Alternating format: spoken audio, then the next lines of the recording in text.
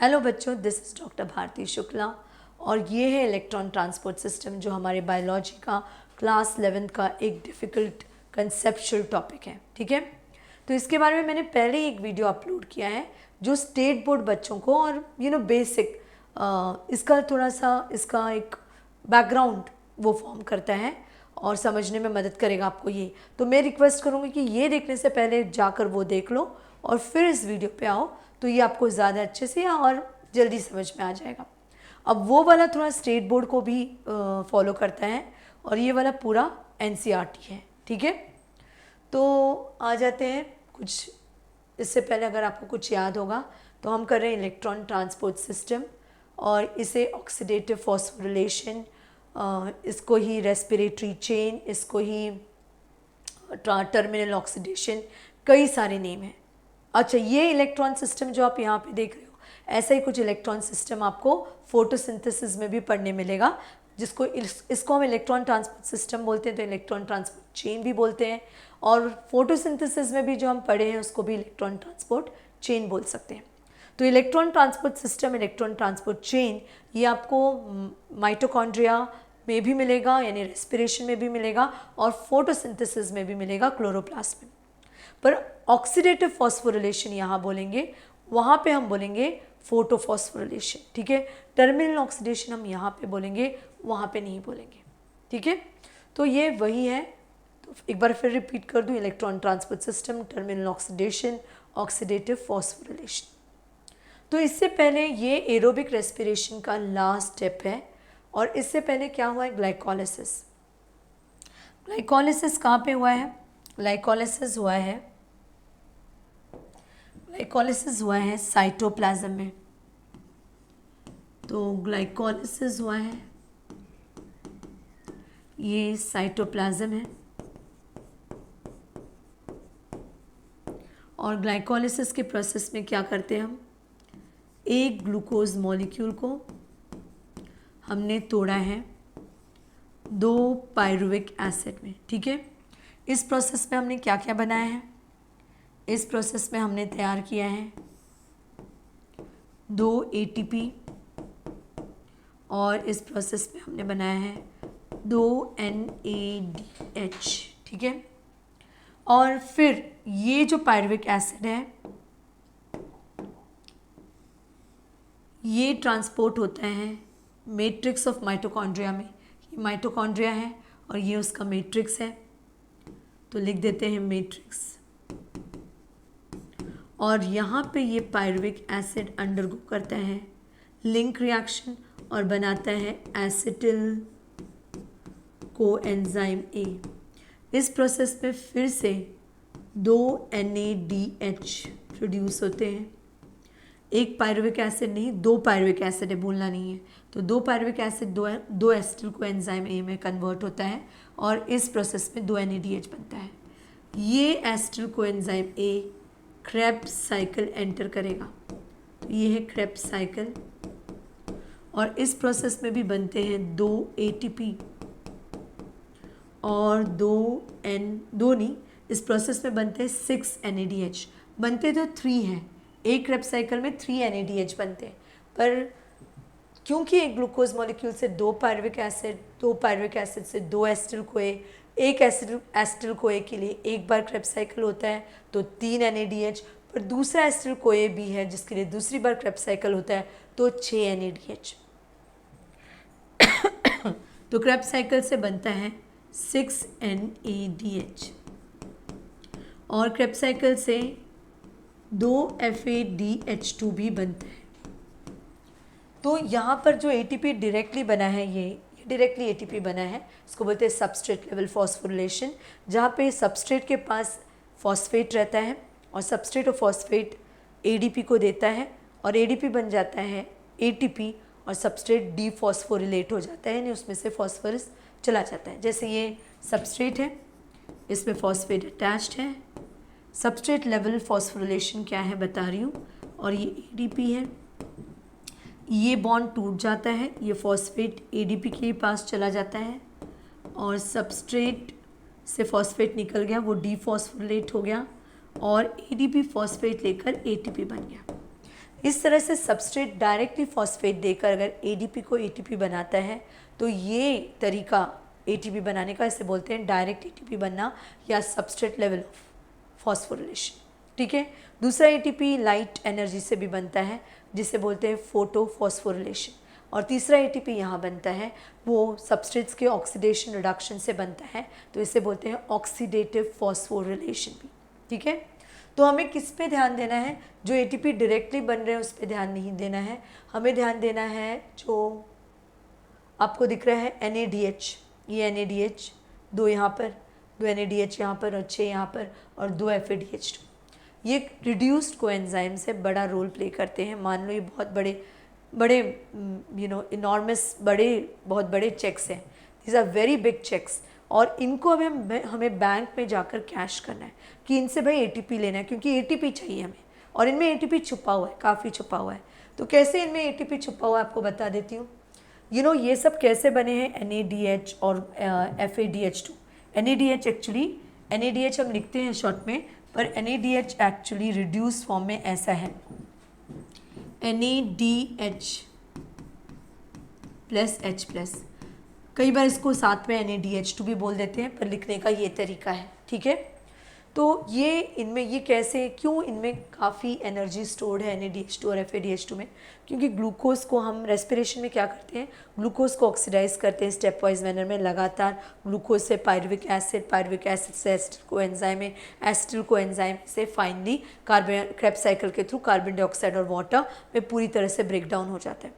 तो ये जब ब्रेक डाउन होता है तो जगह जगह पर सब ग्लूकोज का जैसे जैसे टूट रहा है ऑक्सीडेशन हो रहा है, और ऑक्सीडेशन कैसे हो रहा है, हाइड्रोजन को रिमूव करके। तो ये जो हाइड्रोजन उनमें से रिमूव कर रहा है ये NAD और फैट के पास जा रहा है, यानी NAD+ और FAD+ के पास जा रहा है और वो रिड्यूस हो रहे हैं। तो ये जो हाइड्रोजन ग्लूकोज को तोड़ कर इनके पास गया है या ग्लूकोज को ऑक्सीडाइज करके इनके पास गया है, वो हाइड्रोजन में है, सपोज आई राइट NADH2 और FADH2। जब ये ऑक्सीडाइज होते हैं, ETS में ऑक्सीडाइज होंगे यहाँ पर, तो जब ये when they get oxidised guys, तो ये बनता है NAD+ और ये बनता है FAD+। तो इस प्रोसेस में हाइड्रोजन निकल जाता है, इस प्रोसेस में हाइड्रोजन निकलता है। तो ये जो हाइड्रोजन निकल रहा है ये स्प्लिट होता है 2 प्रोटॉन्स और 2 इलेक्ट्रॉन्स में, और ये जो इलेक्ट्रॉन्स है यही यहाँ पर ट्रांसफ़र होंगे, और ये काफ़ी हाई एनर्जी इलेक्ट्रॉन्स हैं क्योंकि ग्लूकोज के बॉन्ड्स को तोड़ करके रिलीज़ हुए हैं, तो इनमें काफ़ी एनर्जी स्टोर्ड है, और इनको ही हम ट्रांसफ़र करेंगे ETC में एक इलेक्ट्रॉन कैरियर से दूसरे इलेक्ट्रॉन कैरियर के पास। और जब ये ट्रांसफ़र होंगे तो ये स्टेप वाइज मैनर में सीधा ऊपर से नीचे नहीं आ जाएंगे, और जब ये स्टेप वाइज मैनर में ट्रांसफ़र करेंगे तो हर पल हर स्टेप पर जो एनर्जी रिलीज़ होता है उसको हम कहीं ना कहीं कैश करेंगे, हर जगह पे नहीं। तो कुछ स्टेप्स में एनर्जी, इलेक्ट्रॉन जब हायर लेवल से लोअर लेवल पे आ रहा है एनर्जी लेवल पे, तो जो एनर्जी रिलीज़ होती है उसको यूज़ करके हम बनाएंगे ATP। एकदम सीधे नहीं बनता, थोड़ा कंसेप्चुअल है, तो ध्यान देना। तो अब यहाँ पे क्या हो रहा है, ये NADH2 और FADH2 ये जाएंगे इनर मेम्ब्रेन पे, और इनर मेम्ब्रेन, ये जो फोल्ड्स है इनर मेम्ब्रेन की, इसको बोलते हैं क्रिस्टा, और इसी पे होते हैं 5 कॉम्प्लेक्सेस जो कि ETS में मदद करेंगे, ठीक है। So let's go forward and see what are the 5 complexes found in the membrane of mitochondria, ठीक है। तो देख लेते हैं।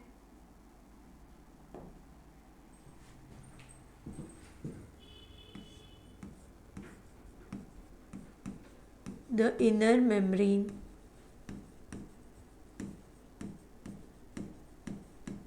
of mitochondria consists of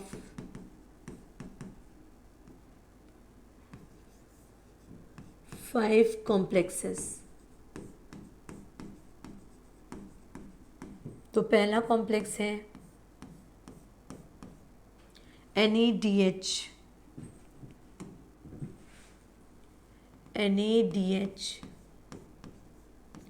dehydrogenase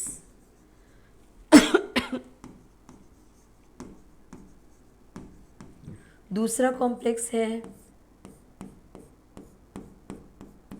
FADH2 dehydrogenase, पर ये नाम से ये ज़्यादा फेमस नहीं है। इसका फेमस नाम है सक्सिनेट डिहाइड्रोजनेस।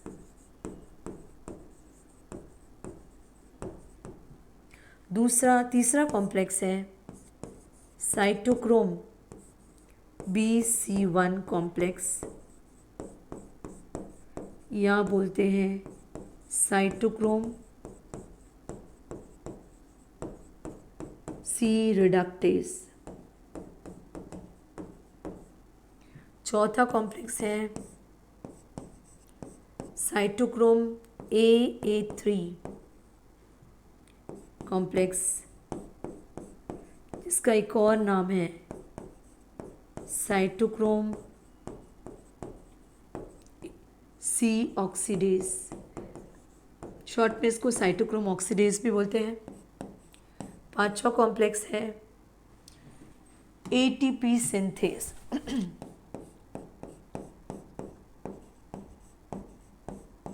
ठीक है,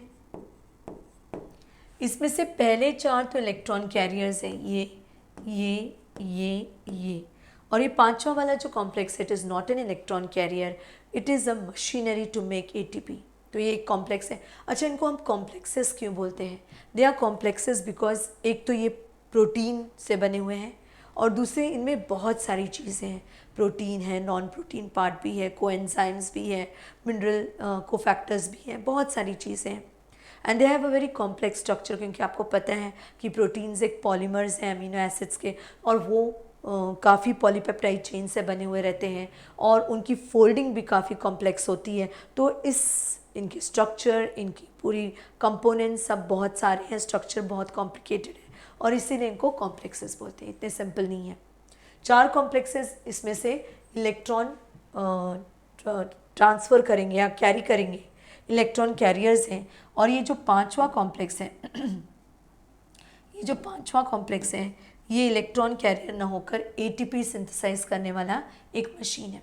अच्छा, ये कॉम्प्लेक्सेस को आप ये कहाँ पे मिलेंगे? इनर मेम्ब्रेन पे।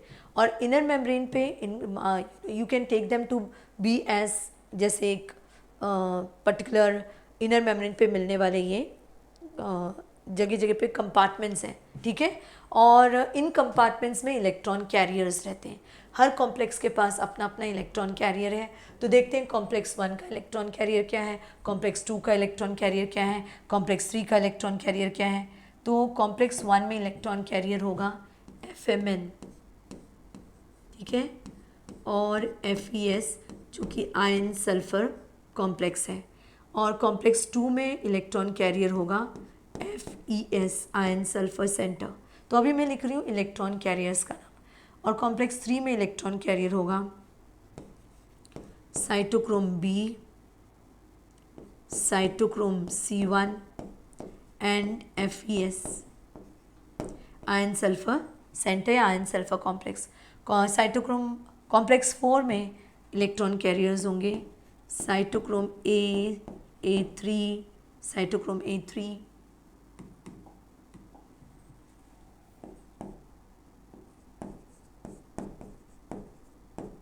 और 2 कॉपर एटम्स। ये नॉन आयनिक फॉर्म में है, आयंस के फॉर्म में नहीं रहेंगे। तो उसको ये 2 कॉपर एटम को हम कॉपर A, कॉपर B, जैसे आपकी बुक में लिखा है, आपके NCERT बुक में, या कॉपर 1, कॉपर 2 बोलेंगे, सेम ही चीज़ है पर 2 हैं, तो वो सेग्रीगेट करने के लिए।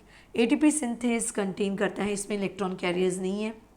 तो ATP सिंथेस कंटेन करता है F0F1 पार्टिकल, ठीक है, इससे बना है। इसको आपने पहले भी सुना होगा, इसको ऑक्सीजोम्स भी हमने करके माइटोकॉन्ड्रिया में सेल स्ट्रक्चर में पढ़ा है। ठीक है, तो ये हो गए कॉम्प्लेक्सेस और ये हो गए इनके अंदर रहने वाले इलेक्ट्रॉन कैरियर्स। अच्छा, सिर्फ इतने इलेक्ट्रॉन कैरियर्स नहीं है, कॉम्प्लेक्स 1 और कॉम्प्लेक्स 3 के बीच में एक इलेक्ट्रॉन कैरियर है और कॉम्प्लेक्स 2 और कॉम्प्लेक्स 3 के बीच में भी सेम इलेक्ट्रॉन कैरियर है। तो इन दोनों के बीच में कॉम्प्लेक्स 1 और कॉम्प्लेक्स 3, कॉम्प्लेक्स 1 से इलेक्ट्रॉन कॉम्प्लेक्स 3 में जाता है और कॉम्प्लेक्स 2 से कॉम्प्लेक्स 3, ये दोनों कॉम्प्लेक्सेस के बीच में एक मोबाइल इलेक्ट्रॉन कैरियर है जो कि कॉम्प्लेक्स 1 से इलेक्ट्रॉन कॉम्प्लेक्स 3 के पास लेके जाता है और कॉम्प्लेक्स 2 से इलेक्ट्रॉन कॉम्प्लेक्स 3 के पास लेके जाता है। ये मोबाइल इलेक्ट्रॉन कैरियर है को क्यू या यूबिक्विनोन या कोएंजाइम क्यू। तो इसको हम बोलेंगे को क्यू। को क्यू ये दिख रहा है? नहीं, ये नहीं दिख रहा है, तो दूसरे से लिख देते हैं।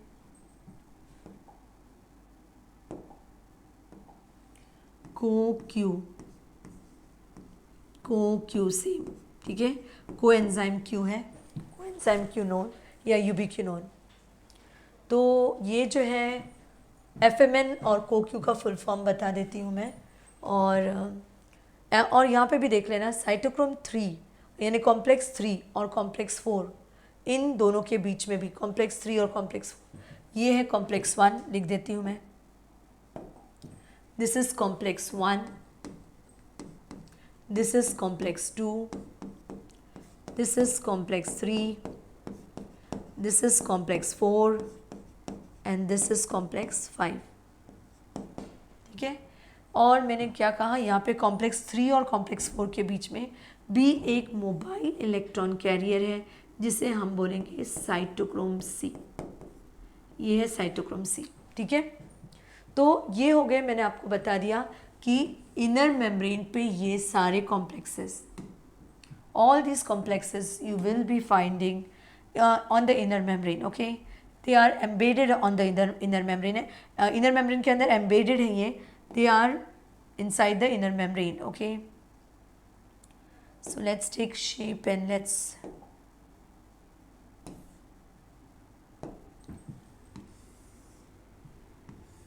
ये white ले लेते हैं,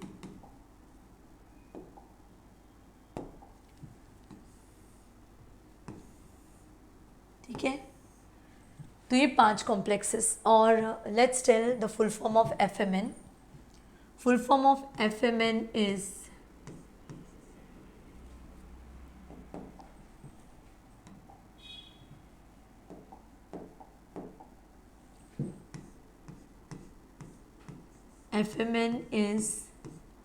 flavin mononucleotide, and full form of site everybody knows is short form for cytochrome. Cytochrome are ion containing electron carriers, ठीक है। और you know this one, एक और है CoQ. CoQ is coenzyme Q,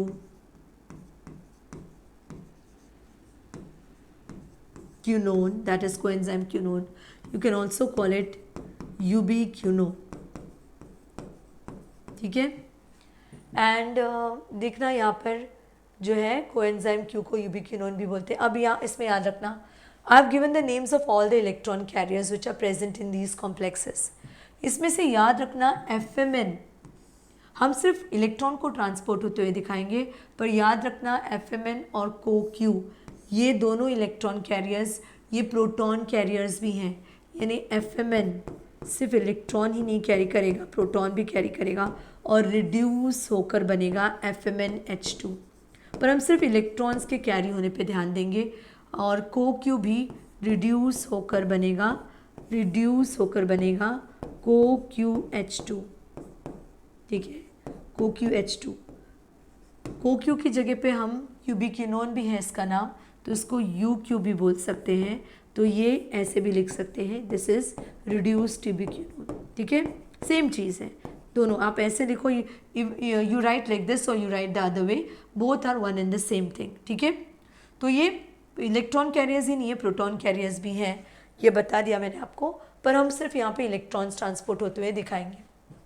okay, after doing this let's get back to the diagram. तो ये कहाँ पे है, तो ये देखो यहाँ पे है ये इलेक्ट्रॉन कैरियर्स। तो नाम दे देते हैं, यहाँ है कॉम्प्लेक्स 1, ये है कॉम्प्लेक्स 2। यू हैव सीन, देखना यहाँ पे complex 2 is on the inner membrane no doubt, but is towards the matrix side. तो उसको मैंने एकदम बीच में नहीं बनाया, I have kept complex 2 towards the inner side. ये है कॉम्प्लेक्स 3, बाकी सब मैंने अच्छे से एम्बेड किया है, बट कॉम्प्लेक्स ये जो ये है कॉम्प्लेक्स 4 और ये है कॉम्प्लेक्स 5। ये कॉम्प्लेक्स 5 इसको अलग से कर देंगे क्योंकि ये इलेक्ट्रॉन कैरियर ना होकर ये एटीपी बनाने वाला मशीन है। तो ये है कॉम्प्लेक्स 5, यहाँ पे भी देखो ये है कॉम्प्लेक्स 5 और remaining are electron carriers 1 2 3 4 etc. ऐसे सेम applies for this.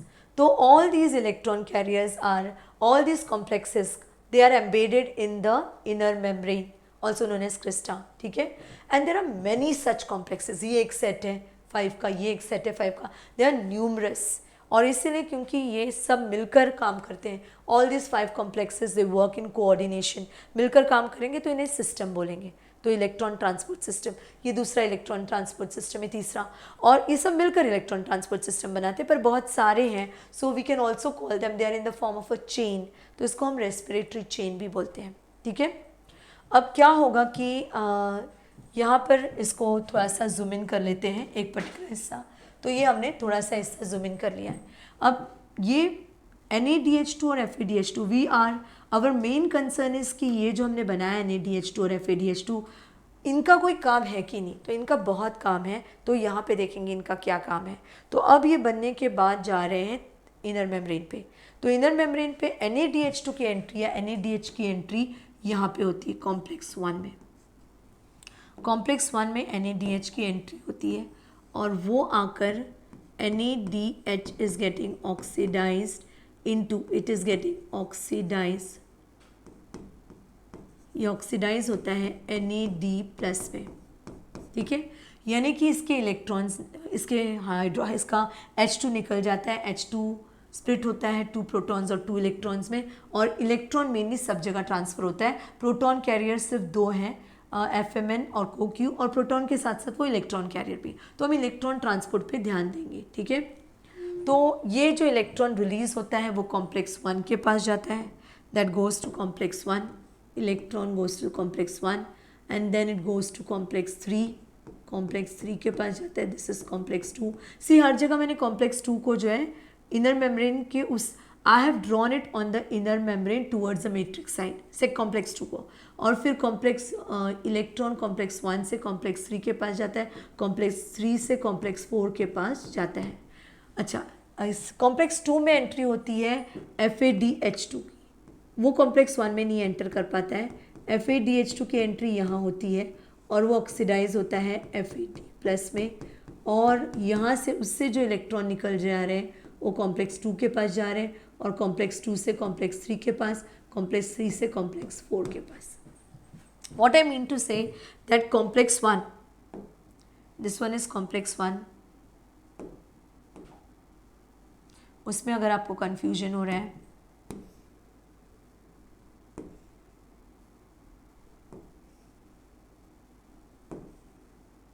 ये कॉम्प्लेक्स 4, ये 4 कॉम्प्लेक्सेस हैं। तो ये है कॉम्प्लेक्स 1, ये है complex 2, this all on the inner membrane, complex 3 and complex 4। I am not showing the complex 5 now. ठीक है, हम लोग ध्यान देंगे ये इलेक्ट्रॉन कैरियर्स वाले कॉम्प्लेक्स पे। तो NaDH2 जो क्रेब्स साइकिल से आया है, ग्लाइकोलिसिस से आया है, लिंक रिएक्शन से आया है, it enters, it has more energy. So all these electron carriers, do remember the electron carriers are embedded on the inner membrane or are situated, are located on the inner membrane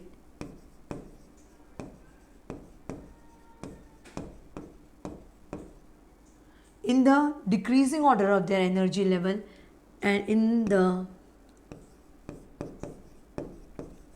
decreasing order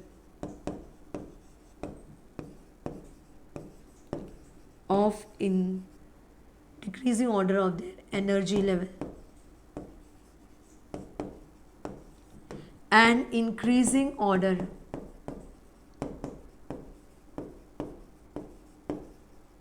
of redox potential। अब ये क्या increasing order of redox potential, यानी ये electron carriers ऐसे located हैं कि एक electron carrier से जब दूसरे इलेक्ट्रॉन कैरियर के पास इलेक्ट्रॉन जाता है तो उसकी रिडॉक्स पोटेंशियल पहले से ज़्यादा है, तभी यानी कि उसकी इलेक्ट्रॉन की तरफ एफिनिटी पहले वाले से ज़्यादा है, उसको इलेक्ट्रॉन खींचने की ताकत पहले वाले से ज़्यादा है। तो इसलिए क्योंकि उसकी इंक्रीज रिडॉक्स पोटेंशियल, इसलिए 1 से 2 कॉम्प्लेक्स, 1 से नेक्स्ट कॉम्प्लेक्स या कॉम्प्लेक्स एक कॉम्प्लेक्स से दूसरा कॉम्प्लेक्स इलेक्ट्रॉन ले पाता है, दूसरे से तीसरा कॉम्प्लेक्स इलेक्ट्रॉन इसलिए ले पाता है क्योंकि जो तीसरा कॉम्प्लेक्स है उसका रिडॉक्स पोटेंशियल दूसरे से ज़्यादा है, यानी कि जो कॉम्प्लेक्स तीसरा कॉम्प्लेक्स जो दूसरे से ले रहा है इलेक्ट्रॉन, वो इलेक्ट्रॉन एफिनिटी दूसरे से ज़्यादा रखता है, उससे ले पाता है electron. So the electron carriers are located in a manner where the electron carrier which is taking the electron from the previous electron carrier has more affinity or more attraction for electron as compared to the previous one। फिर से एक बार बोल देती हूँ, जो एक electron carrier दूसरे electron carrier से इलेक्ट्रॉन ले रहा है तो तब इसलिए ले पा रहा है क्योंकि उसका रिडॉक्स पोटेंशियल पहले वाले से ज़्यादा है, या उसको उसकी इलेक्ट्रॉन की तरफ एफिनिटी या अट्रैक्शन पहले वाले से ज़्यादा है, इसलिए वो खींच कर उससे ले लेता है।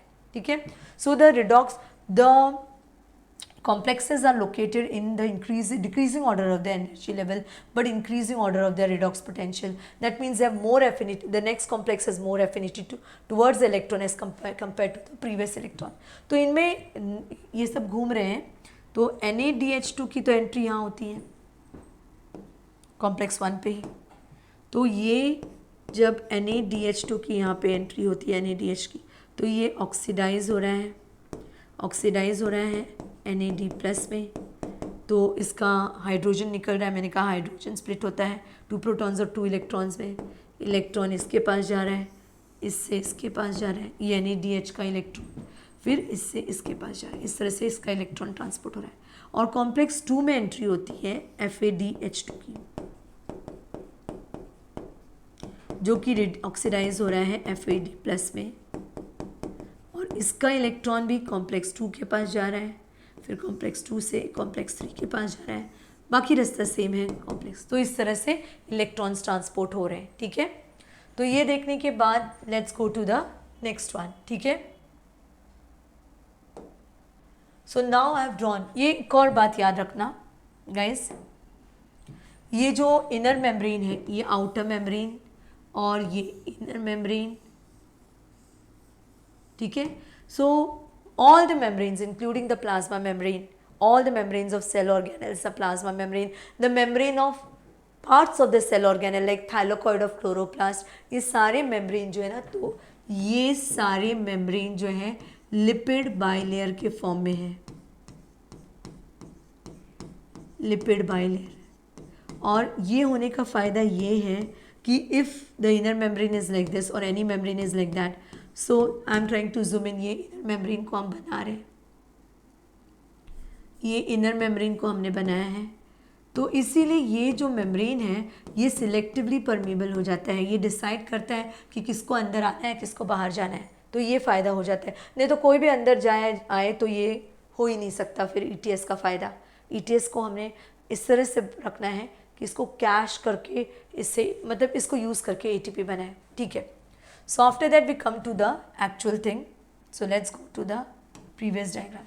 so this is the inner membrane here over here drawn demarcated with these 2 lines, ये inner membrane है, तो ये 2 लाइन्स हमने inner membrane को बनाया है। ये इस तरह से inner membrane को 2 लाइन से क्यों बनाया, क्योंकि लिपिड बाइलेयर है। ठीक है, तो ये एक कॉम्प्लेक्स है, कॉम्प्लेक्स 1 है, this is complex 1, so I will write here complex 1, I will write here complex 1, this is complex 1,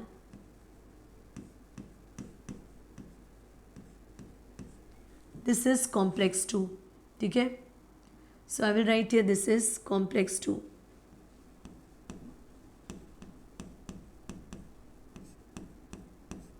this is complex 3, this is complex 3,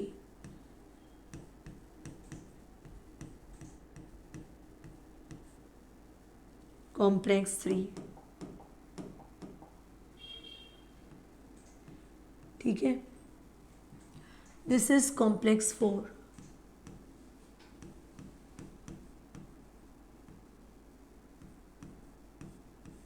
and this is complex 5।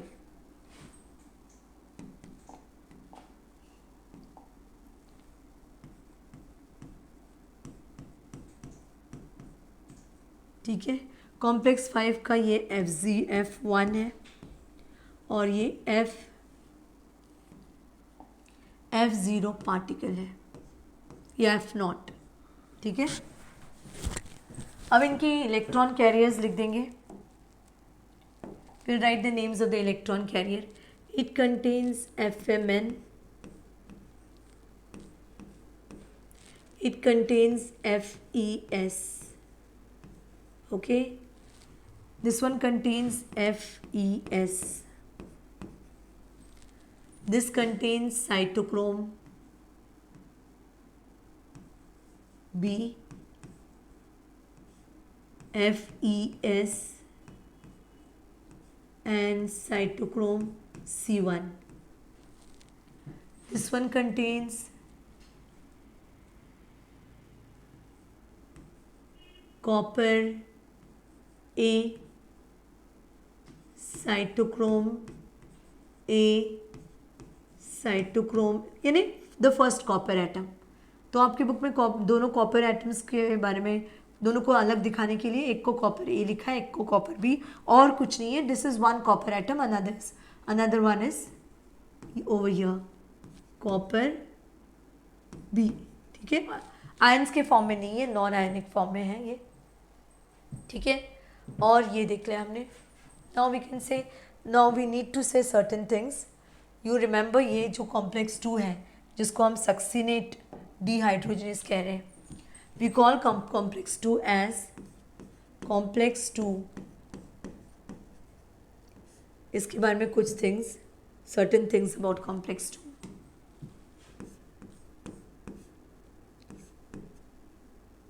That is succinate dehydrogenase.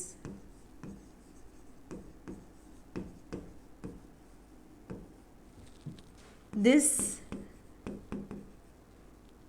plays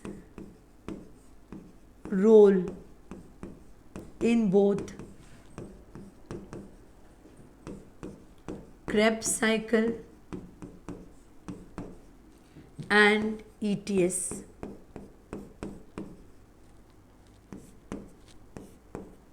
This is means the second complex. This is located on the inner membrane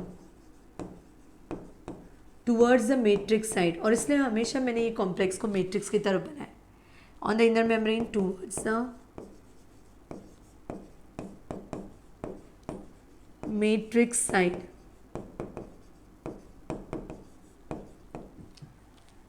this is the same enzyme. Krebs cycle में क्या role करता है, you know which converts succinate.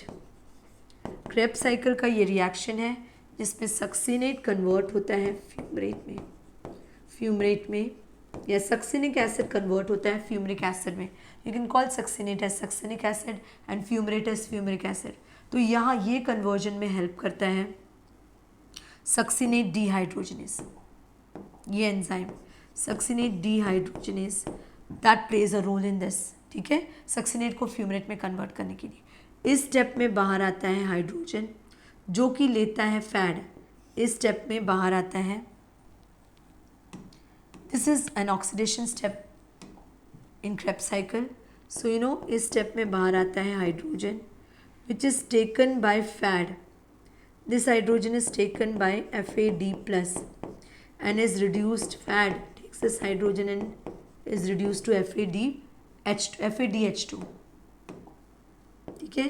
तो remember ये reaction भी मैंने आपको याद दिला दिया कि व्हाट इज दिस रिएक्शन, वो सक्सिनेट डिहाइड्रोजनेस कैसे ये रोल क्रेब्स साइकिल में भी प्ले कर रहा है।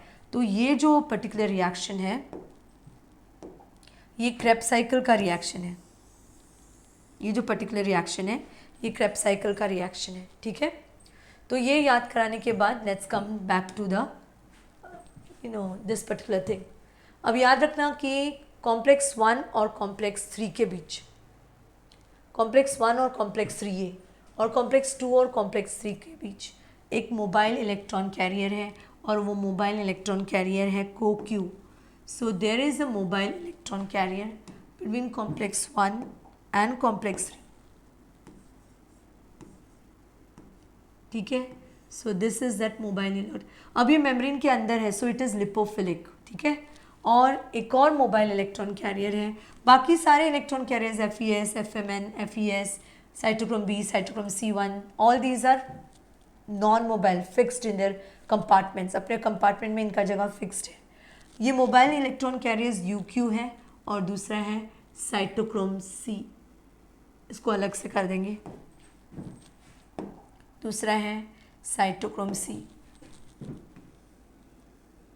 आई होप ये दिख रहा है, तो इसको इतना अच्छा नहीं दिख रहा है तो ब्लू से कर देते हैं।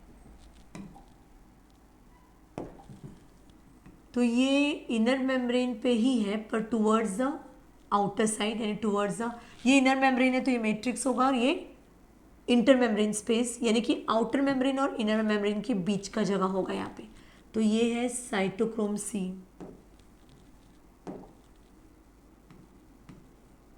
तो remember cytochrome C and ubiquinone are mobile electron carriers. Do remember cytochrome C and ubiquinone are mobile, we'll write it nicely,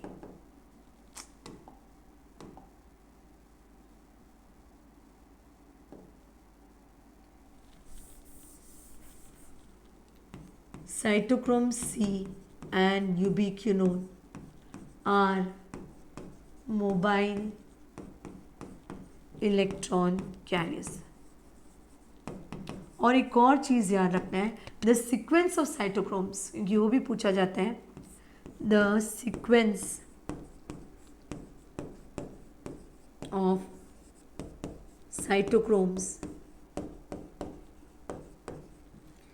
in mitochondrial ETS, in mitochondrial ETS is as follows. तो sequence of cytochrome क्या है? BC1CAA3, BC1CAA3, इसको एक rhythm में याद रखना, BC1CAA3, BC1CAA3, BC1CAA3, इसका sequence आपको याद रखना है। साइटोक्रोम्स का यही सीक्वेंस है, BC1CAA3, ठीक है। तो ये देखने के बाद let's get back to the diagram. So will start, ये इनर मेम्ब्रेन है, let's tell this is matrix, this is the matrix and this is the intermembrane space. यानी दो, आउटर मेम्ब्रेन होगा बाहर और इनर मेम्ब्रेन, इंटरमेम्ब्रेन स्पेस, ठीक है। And now we get back to work, ठीक है। अब NaDH2 और FADH2 जो बने हैं, yes you can also call NaDH2 but usually we write it as NaDH plus H plus. Okay, so NaDH2 it enters the ETS on the inner membrane at the highest energy level. It enters here. So NaDH is entering here.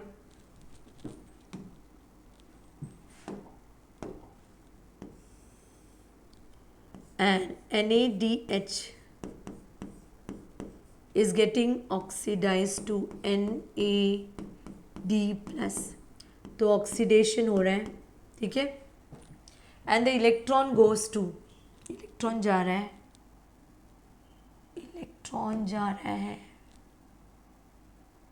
इसमें दिखा देते, the electron goes to, दो electron जाते हैं पर एक ही एक दिखाएंगे जैसे आपकी बुक ने फॉलो किया है, बुक ने किया है।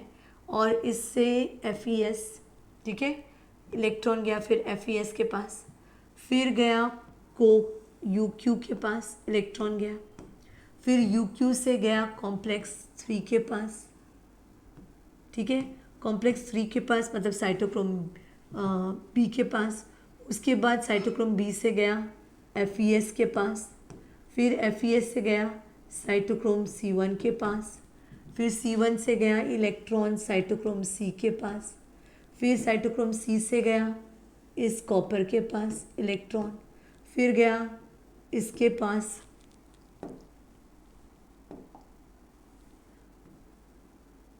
ये कॉपर एटम के पास, copper atom both are same copper atoms no in non ionic form, in the form of their atoms, but दोनों को अलग दिखाने के लिए एक को कॉपर, एक कॉपर बी लिखा है, आप कॉपर 1 कॉपर 2 भी लिख सकते हैं, फॉलोड योर बुक।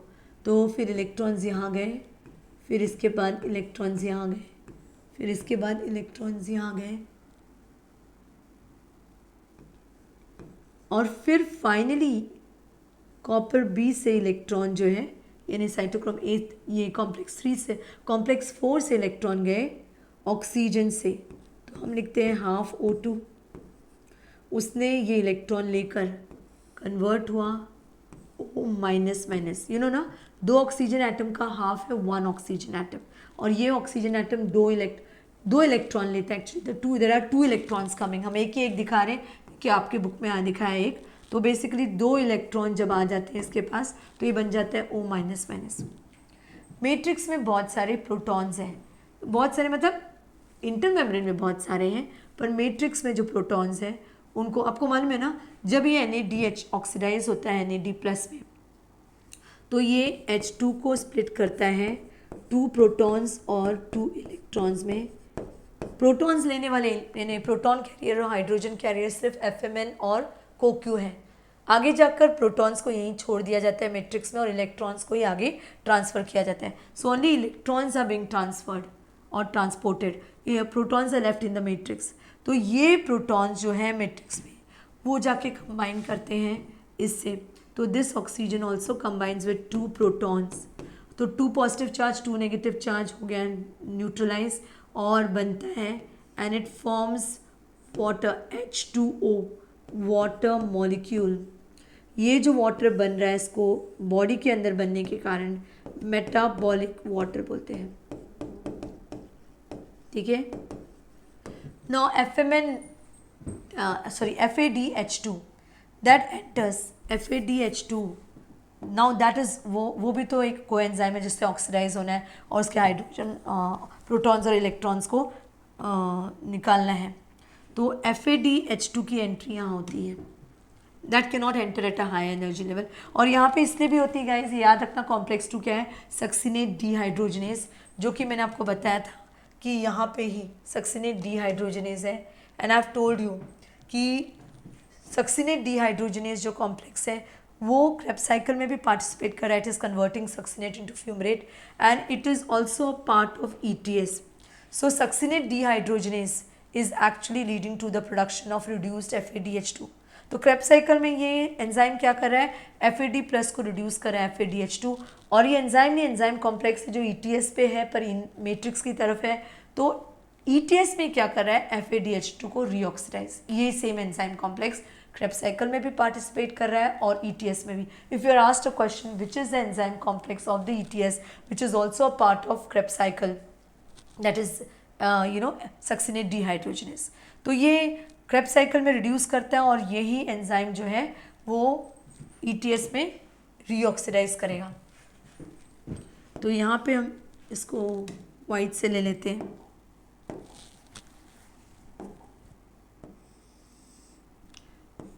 FADH2 की एंट्री यहाँ होती है, इसको भी रीऑक्सीडाइज होना है, it is converting into FAD plus. Who is doing this as succinate dehydro? This is done by the enzyme complex. ये जो है, so this enzyme complex is doing it. You call it succinate dehydrogenase. And Krebs cycle में this same enzyme complex is reducing it to FADH2. Which enzyme complex? SDH. तो Krebs cycle में ये कर रहा है और सेम एंजाइम कॉम्प्लेक्स ETS में इसको रीऑक्सीडाइज कर रहा है, ठीक है। तो इसका इलेक्ट्रॉन जो निकला FADH2 का, यस H2 निकला, H2 में 2 प्रोटॉन्स है 2 इलेक्ट्रॉन्स हैं, तो ये 2 इलेक्ट्रॉन्स ट्रांसपोर्ट होते हैं, जाते हैं, they go to FES, then they go to UQ, means they go to FES in the electron carrier in complex 2, then the electrons go to UQ, from UQ they go to same रास्ता जो कि NADH2 से निकलने वाले electron ने रास्ता तय किया, same, so it goes here, then it goes here to FES, then it goes to from FES to cytochrome C1, from cytochrome C1 to cytochrome C, from cytochrome C it goes to copper, first copper atom, then it goes to cytochrome A, then the electron is transported to cytochrome A3, then it is transported to copper, then the next copper atom over here. So the electron is going to the next copper atom. तो इस तरह से the electron and then finally it goes to oxygen. This oxygen is the same oxygen जो हम breathe करते हैं. ये oxygen was not used in glycolysis, not used in link reaction, not used in Krebs cycle. सब जगह oxidation हो रहा है, but oxidation is happening by removal of hydrogen. But यहाँ पे जो हम ब्रीथ कर रहे हैं ऑक्सीजन, वो एटमॉस्फेरिक ऑक्सीजन, यहाँ पे इसकी एंट्री हीरो की तरह होती है और ये इलेक्ट्रॉन लेता है और मैट्रिक्स से प्रोटॉन. तो देखो मैट्रिक्स में प्रोटॉन कम है, इंटरमेम्ब्रेन में ज़्यादा, ये स्पेस में ज़्यादा. क्यों? Because the matrix protons are continuously being used every time by oxygen. Oxygen जो है मैट्रिक्स के प्रोटॉन को लगातार यूज़ कर रहा है और मेटाबॉलिक वाटर बना रहा है और इसलिए यहाँ पे प्रोटॉन्स की कमी हो रही है. दूसरी बात, ये इलेक्ट्रॉन ग्लूकोज को तोड़ के रिलीज़ हुआ है. ग्लूकोज को तोड़कर ये इलेक्ट्रॉन की बॉन्ड, ग्लूकोज के बॉन्ड्स को धीरे धीरे तोड़कर जो ऑक्सीडेशन करके हाइड्रोजन निकलता था, वो हाइड्रोजन जाता था नैड और फैट के पास, ज़्यादा करके नैड के पास और एक बार क्रेब्स साइकिल में फैट के पास. तो ये इलेक्ट्रॉन ग्लूकोज के बॉन्ड्स को तोड़ करके रिलीज हुआ है, तो हाई एनर्जी इलेक्ट्रॉन है. So this electron which is being transferred from one electron carrier to next, the energy release during their transfer कि हाई एनर्जी लेवल से low energy level, low energy level से और low energy level finally oxygen के पास जा रहा है. So the electrons when they are travelling from high energy level to low energy level, every time they are releasing energy and the energy released is used to pump protons from the matrix to the intermembranes. तो वो electron की energy use करके protons की pumping की गई है. Pumping यानी ताकत खर्च किया गया है प्रोटॉन को यहाँ से यहाँ भेजने में, ताकत खर्च किया गया है प्रोटॉन को. इसको भी, इसको कोई अलग कलर से कर देते हैं. ताकत खर्च किया गया है प्रोटॉन के पंपिंग में. तो यहाँ से यहाँ, ये वाला नहीं लेना है,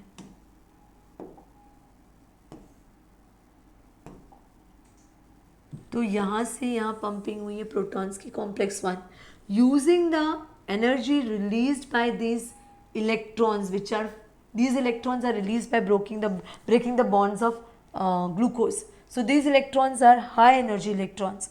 तो इनकी एनर्जी जब ये ट्रांसफ़र हो रही है तो जो एनर्जी रिलीज़ करें उससे प्रोटॉन की पंपिंग हो रही है फ्रॉम मैट्रिक्स टू इंटरमेम्ब्रेन्स. तो 2 प्रोटॉन्स की पंपिंग यहाँ हुई, 2 प्रोटॉन्स की पंपिंग यहाँ हुई कॉम्प्लेक्स 3 के थ्रू, और 2 प्रोटॉन्स की पंपिंग कॉम्प्लेक्स 4 के थ्रू हुई. कॉम्प्लेक्स 2 से कोई प्रोटॉन की पंपिंग नहीं होती है. So 2 protons are pumped here from matrix to intermembrane side.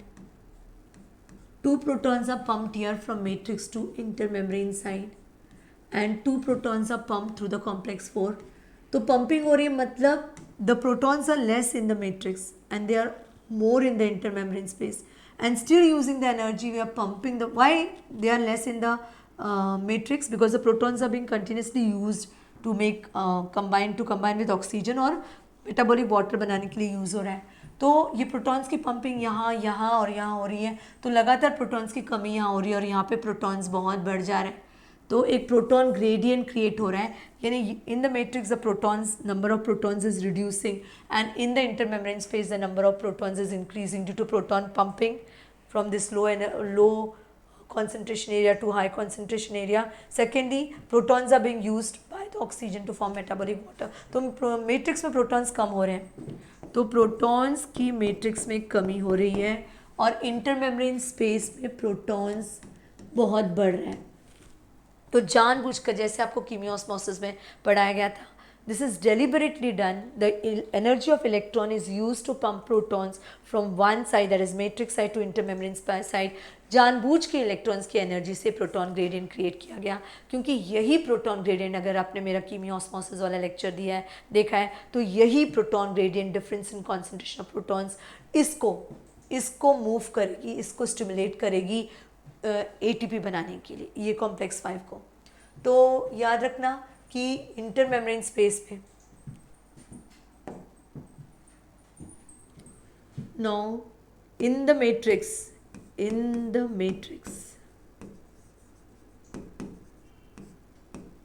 the number of protons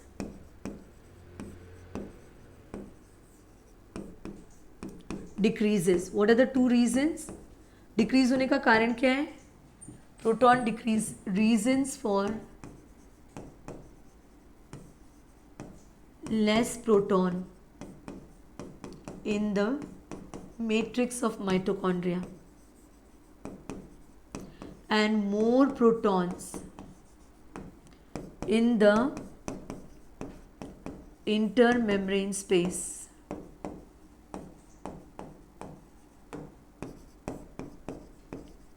Reason क्या है? First reason, protons are used by atmospheric oxygen to form metabolic water, and protons are pumped from matrix to intermembrane space by using the energy of electrons. ठीक है? तो in the matrix the number of protons decreases and concentration of protons increases in the intermembrane space. दो membrane के बीच का जो जगह है, तो इससे क्या होता है? A proton gradient. This creates a proton gradient. एक तरफ प्रोटॉन ज़्यादा, एक तरफ प्रोटॉन कम, तो इसको बोलते हैं difference in concentration of proton. Membrane की एक तरफ, इनर मेम्ब्रेन की एक तरफ प्रोटॉन ज़्यादा, इनर मेम्ब्रेन की तरफ एक तरफ प्रोटॉन कम, तो difference in concentration of proton को प्रोटॉन ग्रेडियंट बोलते हैं। इसी की वजह से, प्रोटॉन ग्रेडियंट की वजह से पीएच ग्रेडियंट क्रिएट होता है। जहाँ प्रोटॉन ज़्यादा है वहाँ का पीएच लो एसिडिक, जहाँ प्रोटॉन कम है वहाँ का पीएच बेसिक की तरफ है। जहाँ प्रोटॉन ज़्यादा वहाँ पे पॉजिटिव चार्ज, जहाँ प्रोटॉन कम है वहाँ पे नेगेटिव चार्ज, तो इलेक्ट्रोकेमिकल ग्रेडियंट हो रहा है। ग्रेडियंट डेवलप हो जाते हैं इस तरह से प्रोटॉन का इंटरमेम्ब्रेन स्पेस में एक्यूमुलेट होने के कारण। इसकी वजह से जो मैंने आपको कीमियोस्मोसिस में पढ़ाया था, प्रोटॉन मोटिव फोर्स जनरेट होता है। ये एक फोर्स है जो कि एटीपी सिंथेस कॉम्प्लेक्स को स्टिमुलेट करेगा, एक्टिवेट करेगा टू जनरेट एटीपी। ठीक है? And this proton motive force will stimulate ATP synthase, ATP synthetase भी बोल सकते हैं, कॉम्प्लेक्स टू मेक एटीपी। ठीक है? तो ये जो है the protons are accumulating here, protons are becoming less here. ठीक है? तो अब ये क्या करेगा? ये कॉम्प्लेक्स 5 का रोल आता है। कॉम्प्लेक्स 5 का रोल क्या आता है कि अब, और ये याद रखना, ये the electron that is release from NADH using the energy released from the electron which is, जो इलेक्ट्रॉन हमें NADH के ऑक्सीडाइज होने से मिला है, उस इलेक्ट्रॉन की एनर्जी यूज़ करके हमने 3 जगह प्रोटॉन की पंपिंग की, कॉम्प्लेक्स 1, कॉम्प्लेक्स 3 और कॉम्प्लेक्स 4। और FADH2 के ऑक्सीडाइज होने से जो इलेक्ट्रॉन रिलीज हुआ है उसकी वजह से पंपिंग कहाँ पे हुई है? एक तो कॉम्प्लेक्स 3 में हुई है और कॉम्प्लेक्स 4, 2 जगह हुई है। तो FADH2 के इलेक्ट्रॉन से 2 जगह प्रोटॉन की पंपिंग होती है, 2 पेयर्स ऑफ प्रोटॉन की पंपिंग होती है। और NADH2 से जो इलेक्ट्रॉन निकलता है उससे 3 पेयर्स ऑफ प्रोटॉन की पंपिंग होती है, 3 जगह। ठीक है? So do remember that because that is going to help you. तो ये जब प्रोटॉन्स, ये पेयर ऑफ प्रोटॉन्स जब इन दे रिटर्न, बिकॉज नेचर का रूल है, बॉडी का रूल है, सब जगह का रूल है कि there should be equilibrium.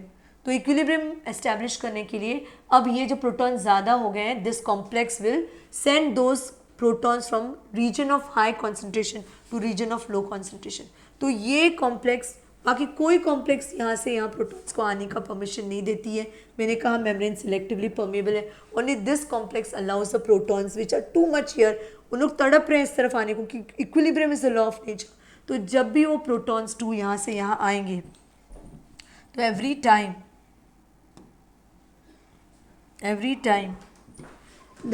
time two protons rush from here to here, every time two protons rush from here to here, दो प्रोटॉन्स यहाँ से यहाँ पंप नहीं हो रहे हैं, because this not pumping, this is being diffuse पर diffusion के लिए रास्ता कोई नहीं दे रहा है, यही दे रहा है। सो फैसिलिटेटेड डिफ्यूजन है प्रोटॉन्स का यहाँ से यहाँ आना। डिफ्यूजन क्यों बोल रहे हैं? बिकॉज ये high concentration area, low concentration area. तो अगर हाई कॉन्सेंट्रेशन एरिया से चीज़ें लो कॉन्सेंट्रेशन एरिया में मूव कर रही हैं तो इनको पंपिंग नहीं बोलते, इनको डिफ्यूजन बोलते हैं। ये आराम से होता है, पर इसके लिए एक चैनल चाहिए था जो चैनल F0 ने प्रोवाइड किया या F0 ने प्रोवाइड किया कि ये मेरे थ्रू आओ और यहाँ पे जब भी आओगे तो इसके इतने ज़ोर से मूव कर रहे हैं, ये कॉन्सेंट्रेशन को इक्विलिब्रियम में लाने के लिए इतने ज़ोर से मूव करें कि every time a pair of proton moves from year two year, you know, this F1 which is containing ATP synthase, actual ATP synthase enzyme is contained in this, which is containing ATP synthase enzyme undergoes, जब भी pair of protons यहाँ पे आ रहे हैं, it undergoes conformational change. Because of that it combines one ADP with one PI and makes ATP. तो every pair of proton जो यहाँ से यहाँ आएगा वो एक ATP बनाएगा, ठीक है। तो इस तरह से इससे तीन पेयर ऑफ NADH2 के ऑक्सीडाइज होने से तीन पेयर ऑफ प्रोटॉन्स, यहाँ पे एक पेयर, यहाँ पे एक पेयर, यहाँ पे एक पेयर पंप हुआ था। तो एवरी टाइम ये तीन पेयर, जो एक पेयर आया तो एक ATP, दूसरा पेयर आया तो दूसरा ATP, तीसरा पेयर लौटा तो तीसरा ATP बनेगा। और ये FADH2 के ऑक्सीडाइज होने से प्रोटॉन्स की पंपिंग, जो एनर्जी इलेक्ट्रॉन रिलीज हुआ है उसे दो जगह प्रोटॉन की पंप कॉम्प्लेक्स 3 और कॉम्प्लेक्स 4 से। तो ये जो दो पेयर ऑफ प्रोटॉन की पंपिंग, इसके इलेक्ट्रॉन रिलीज ये FADH2 के ऑक्सीडाइज होने से जो इलेक्ट्रॉन रिलीज हुआ है उसकी वजह से हुआ है। तो वो दो पेयर ऑफ प्रोटॉन्स जब यहाँ से यहाँ, दो पेयर ऑफ इलेक्ट्रॉन सॉरी यहाँ से यहाँ लौटेंगे तो उनकी वजह से दो ATP बनेगा। एक पेयर ऑफ प्रोटॉन की वजह यहाँ से यहाँ लौटा तो एक ATP and one more pair of proton से दूसरी ATP, ठीक है गाइज। तो 1 NADH2 on oxidation is pumping 3 pairs of protons from matrix 2. Pumping because this is less, having low protons, and this is having more proton concentration, and still the protons are being pumped from matrix to intermembrane space. And this is not pumping, this is लौट रहे हैं भाई equilibrium establish करने के लिए, diffusion है, पर यही रास्ता अलाउ करता है ATP सिंथेस कॉम्प्लेक्स। इसलिए ये इनके मूवमेंट से जो काइनेटिक एनर्जी है उससे ये एक्टिवेट होकर ADP और PI को कंबाइन करके हर पेयर ऑफ प्रोटॉन जो यहाँ पे लौट रहा है उससे एक ATP बना रही। तो in this way caching the proton gradient, this ATP synthase complex F0 and F1, F0 को बोलते हैं ट्रांस मेम्ब्रेन प्रोटीन क्योंकि मेम्ब्रेन के अंदर है, ये इंटेग्रल प्रोटीन, और F1 को बोलते हैं ये प्रोट्रूड हो रहा है बाहर की तरफ मैट्रिक्स की तरफ, तो इसको बोलते हैं पेरीफेरल प्रोटीन, और ये प्रोटॉन चैनल का काम करता है। ये ATP सिंथेस एंजाइम का जगह है F1 को हेड पीस भी बोलते हैं, F0 को बेस पीस भी बोलते हैं। So I just tell that here chemiosmosis takes place in the mitochondria as well as chloroplast. Okay, chemiosmosis, this helps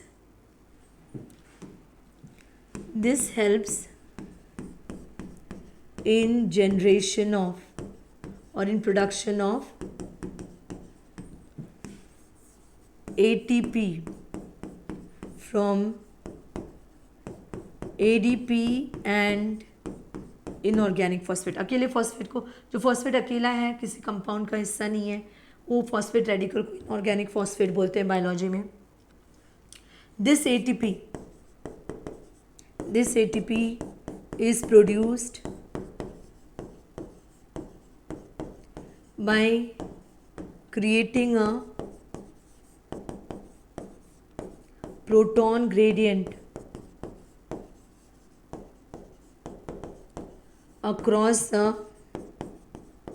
बहुत important, किसके अक्रॉस हो रहा है, across the inner membrane of mitochondria.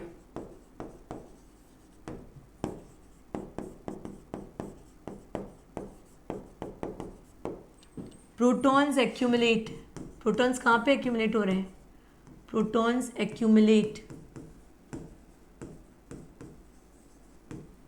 Towards the inter membrane space, जिसको outer chamber भी बोलते हैं, दो मेम्ब्रेन के बीच का जगह है.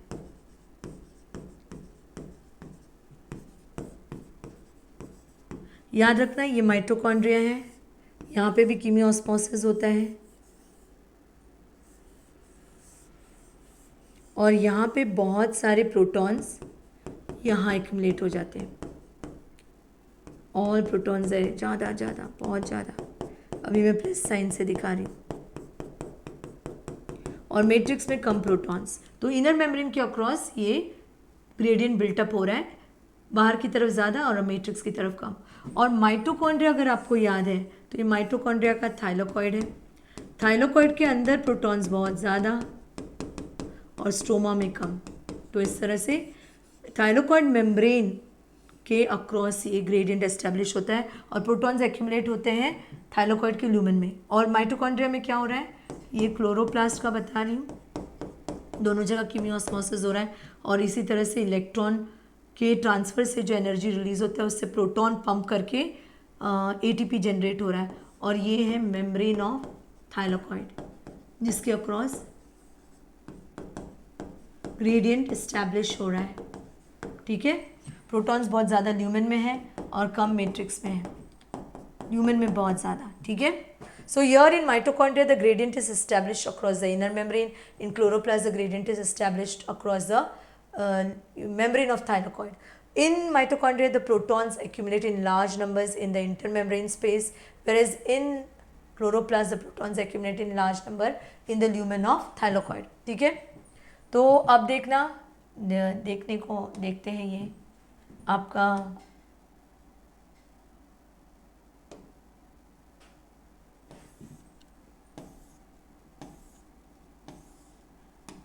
we will read this.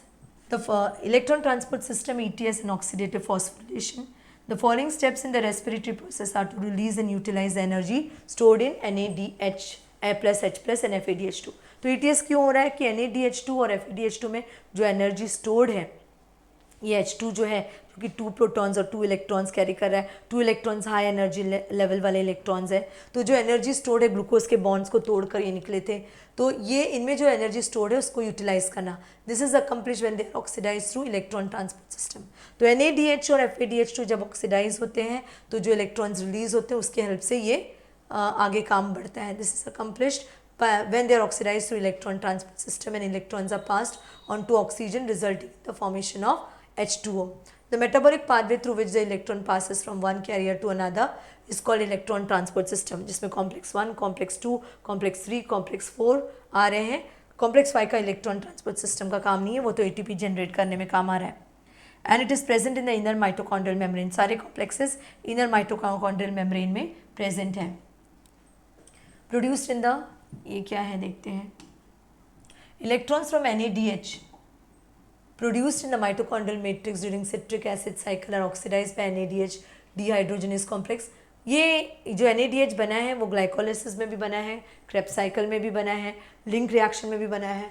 तो वो सब जा रहे हैं अभी माइटोकॉन्ड्रियल, वो जाएंगे माइटोकॉन्ड्रिया मैट्रिक्स में और वहाँ पे प्रोड्यूस इन द, नहीं, माइटोकॉन्ड्रियल में जो भी NADH माइटोकॉन्ड्रियल मैट्रिक्स में बना है सिट्रिक एसिड यानी क्रेब्स साइकिल के through are oxidise by NADH dehydrogenase complex. तो वो जो भी NADH2 ग्लाइकोलाइसिस में बना है, क्रेब्स साइकिल में बना है, लिंक रिएक्शन में बना है, वो सब पहुंचते हैं कॉम्प्लेक्स 1 में. ये कॉम्प्लेक्स 1 है. कॉम्प्लेक्स 1 को बोलते हैं NADH डीहाइड्रोजनेस, जिसमें इलेक्ट्रॉन कैरियर FMN और FES है. तो NADH जब ऑक्सीडाइज होता है तो 2 इलेक्ट्रॉन रिलीज होता है, जो FMN यानी फ्लेविन मोनोन्यूक्लियोटाइड के पास जाता है, FES के पास जाता है। मन में याद रखना है FEN भी FMN हाइड्रोजन कैरियर भी है, हालांकि यहाँ दिखाया नहीं गया है। मतलब जब NADH2 ऑक्सीडाइज होता है तो वो हाइड्रोजन रिलीज करता है, तो FMN हाइड्रोजन भी लेता है और FMNH2 बनता है, पर यहाँ पे सिर्फ इलेक्ट्रॉन दिखाया है। FMN इलेक्ट्रॉन ले रहा है, फिर FES ले रहा है, फिर वहाँ से यूबिक्विनोन ले रहा है, फिर यूबिक्विनोन इलेक्ट्रॉन लेकर और प्रोटॉन भी लेता है FMN की तरह, तो UQH2 बन जाता है रिड्यूस होके। फिर वो इलेक्ट्रॉन देता है साइटोक्रोम B को, फिर FES को, फिर साइटोक्रोम C1 को, फिर साइटोक्रोम C1 से लेता है cytochrome C। Cytochrome C is a mobile electron carrier between complex 3 and complex 4। तो साइटोक्रोम C देखना, ये मैट्रिक्स है और ये आउटर इंटर मेम्ब्रेन स्पेस है। तो cytochrome C is located towards on the inner membrane towards the inter membrane space, बाहर की तरफ। फिर साइटोक्रोम इलेक्ट्रॉन लेकर देने जाता है कॉम्प्लेक्स 4 के साइटोक्रोम कॉपर को, फिर साइटोक्रोम A को, फिर साइटोक्रोम A3 को, फिर फाइनली कॉपर और फिर वहाँ से ऑक्सीजन। ठीक है, फिर कॉम्प्लेक्स 2 यहाँ पे दिखाया है, कॉम्प्लेक्स 2 ये है, ये कॉम्प्लेक्स 2 है जिसको बोलते हैं सक्सिनेट डिहाइड्रोजनेस। FADH2 की एंट्री यहाँ पे होती है, FADH2 ऑक्सीडाइज होता है FAD+ में, और फिर इलेक्ट्रॉन जो निकल रहा है याद रखना FADH2 कब बनता है, जब क्रेब्स साइकिल में सक्सिनेट और फ्यूमरेट कन्वर्ट होता है फ्यूमरेट में। मतलब ये जो कॉम्प्लेक्स है ये क्रेब्स साइकिल में सक्सिनेट और फ्यूमरेट में कन्वर्ट करने में भी काम आ रहा है, और ये जो कॉम्प्लेक्स है ये कॉम्प्लेक्स जो 2 है वो क्रेब्स साइकिल में सक्सिनेट से फ्यूमरेट बनने में मदद करता है, उस प्रोसेस में FADH2 बनता है, और उसी FADH2 को यही कॉम्प्लेक्स ETS में रिऑक्सीडाइज करके FAD बनाता है। तो FAD से इलेक्ट्रॉन फिर FES के पास जाता है, FES से यूबिक्विनोन के पास, यूबिक्विनोन से यूबिक्विनोन रिड्यूस होके UQH2 होता है, और फिर वो कॉम्प्लेक्स 3 को देता है। कॉम्प्लेक्स 3 में साइटोक्रोम B, FES और साइटोक्रोम C1 के पास, साइटोक्रोम C1 से इलेक्ट्रॉन साइटोक्रोम C, सेम रास्ता है अभी आगे का, कॉम्प्लेक्स 2 का भी रास्ता अभी सेम, कॉम्प्लेक्स 3 से कॉम्प्लेक्स 4 और फाइनली ऑक्सीजन को। ठीक है, तो यूबिक्विनोन is the mobile electron carrier between complex, जो कॉम्प्लेक्स 1 से इलेक्ट्रॉन लेके कॉम्प्लेक्स 3 को दे रहा है, 1 से इलेक्ट्रॉन लेकर कॉम्प्लेक्स 3 को दे रहा है, और यूबिक्विनोन ही कॉम्प्लेक्स 2 से इलेक्ट्रॉन लेकर कॉम्प्लेक्स 3 को दे रहा है। ठीक है, फाइनली यहाँ पे बहुत प्रोटॉन्स इकट्ठे हो जा रहे हैं, और यहाँ पे बहुत प्रोटॉन्स और यहाँ पे कम। अब आपको ये डायग्राम दिख रहा है, सो लेट मी स्पेसिफाई। मैंने व्हाट डिड आई से, that every time NADH2 is oxidized to NAD+, then electrons are released and the electrons are transferred from complex 1 to complex 2 to from complex 1 to complex 3 to complex 4 and from complex 2 to complex 3 to complex 4 ऐसे electron transfer होता है। So using the energy release by the electron transfer, 4 protons की, मैंने बताया 2 protons की pumping होती है, जो इलेक्ट्रॉन रिलीज होता है NADH2 से, उससे 4 प्रोटॉन की पंपिंग होती है कॉम्प्लेक्स, उस इलेक्ट्रॉन की एनर्जी यूज करके 4 प्रोटॉन की पंपिंग होती है मैट्रिक्स से इंटरमेम्ब्रेन स्पेस। मैंने कहा 2 प्रोटॉन की पंपिंग होती है मैट्रिक्स से इंटरमेम्ब्रेन स्पेस, 2 प्रोटॉन की पंपिंग होती है कॉम्प्लेक्स 3 से भी from matrix to intermembrane space, और 2 प्रोटॉन की पंपिंग मैंने यहाँ भी बताया कि पंपिंग होती है from matrix to intermembrane space, वो इलेक्ट्रॉन्स को इलेक्ट्रॉन की एनर्जी को यूज़ करके जो NADH2 से आए। पर बुक यहाँ पे क्या बताया है कि 4 प्रोटॉन की पंपिंग हो रही है कॉम्प्लेक्स 1 के थ्रू, 4 प्रोटॉन की पंपिंग हो रही है कॉम्प्लेक्स 3 के थ्रू, और 2 प्रोटॉन की पंपिंग हो रही है कॉम्प्लेक्स 4 के थ्रू। मैंने तो अलग बताया है, क्यों अलग बताया है ज़रा देखना। You know this is the revised, in your earlier book ऐसे नहीं दिखा था। ये मान लो कॉम्प्लेक्स 1 है, कॉम्प्लेक्स 3 है और कॉम्प्लेक्स 4 है। ठीक है, so when NADH2 is oxidise, NADH भी बोल सकते हैं, इज NAD+, तो जो इलेक्ट्रॉन ट्रांसफर हो रहा है, रिलीज होकर ट्रांसफर हो रहा है, वो हाई एनर्जी इलेक्ट्रॉन है, तो वो इलेक्ट्रॉन की एनर्जी यूज़ करके प्रोटॉन की पंपिंग कॉम्प्लेक्स 1 के थ्रू होती है, कॉम्प्लेक्स 3 के थ्रू और कॉम्प्लेक्स 4 के through. So I told 2 protons की पंपिंग यहाँ, 2 प्रोटॉन्स की पंपिंग यहाँ, 2 प्रोटॉन्स की पंपिंग यहाँ, पर एक्चुअली 4 प्रोटॉन्स की पंपिंग यहाँ कॉम्प्लेक्स 1 के थ्रू होती है, using the energy released by the electrons. NADH2 जब NAD+ में ऑक्सीडाइज हो रहा है, तो जो इलेक्ट्रॉन्स रिलीज हो रहे हैं वो हाई एनर्जी इलेक्ट्रॉन्स हैं, और उनकी एनर्जी यूज़ करके 4 प्रोटॉन की पंपिंग यहाँ, 4 प्रोटॉन की पंपिंग यहाँ और 2 प्रोटॉन की पंपिंग यहाँ हो रही है। एक्चुअली ऐसे होती है, पर मैंने क्यों सब जगह पेयर ऑफ प्रोटॉन्स की पंपिंग दिखाई, मैं बताती हूँ। तो 4 प्रोटॉन की पंपिंग यहाँ, 4 प्रोटॉन की पंपिंग यहाँ, 2 प्रोटॉन की पंपिंग यहाँ। फिर यहाँ पे कॉम्प्लेक्स, ये इनर मेम्ब्रेन में ही कॉम्प्लेक्स 5 रहता है, इनर मेम्ब्रेन में ही कॉम्प्लेक्स 5 रहता है। अच्छे से बता देती हूँ ये सब, या अपने उसी डायग्राम में आ रहे हैं।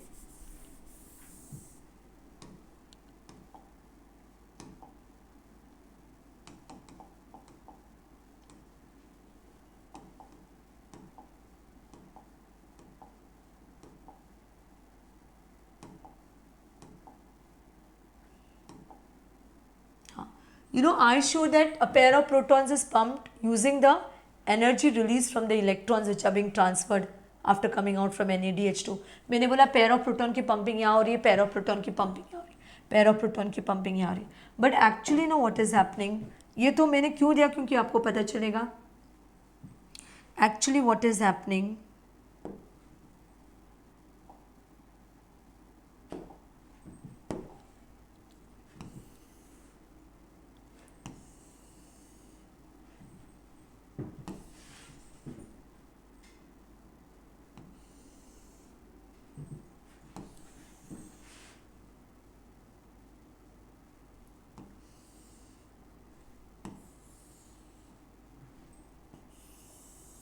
ठीक है।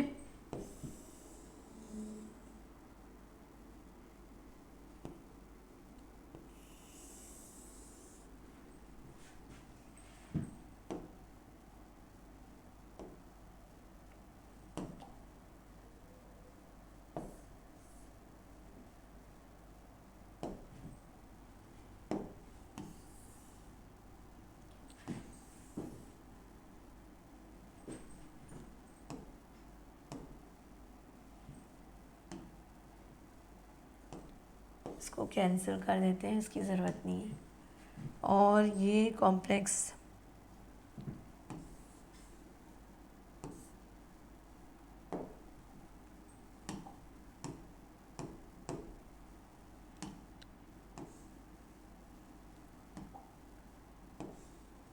ठीक है, और यहाँ पे दिखाएंगे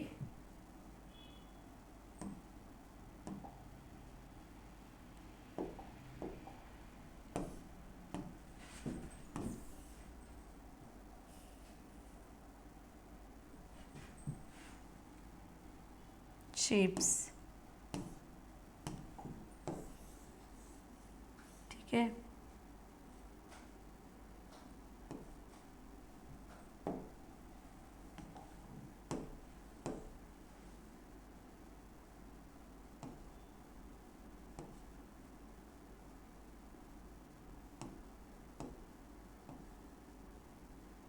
ठीक है, तो मैंने बताया, तो actually what is happening which is know your book has corrected it half way, थोड़ा करेक्ट किया है, थोड़ा नहीं किया है, तो इसलिए मैंने वो बताया। सुनो, तो NADH2 से जो इलेक्ट्रॉन्स निकले वो हाई एनर्जी इलेक्ट्रॉन्स से, और उन इलेक्ट्रॉन्स की एनर्जी यूज़ करके प्रोटॉन्स की एक्चुअली क्या हुआ है, 4 प्रोटॉन्स की पंपिंग यहाँ हुई है।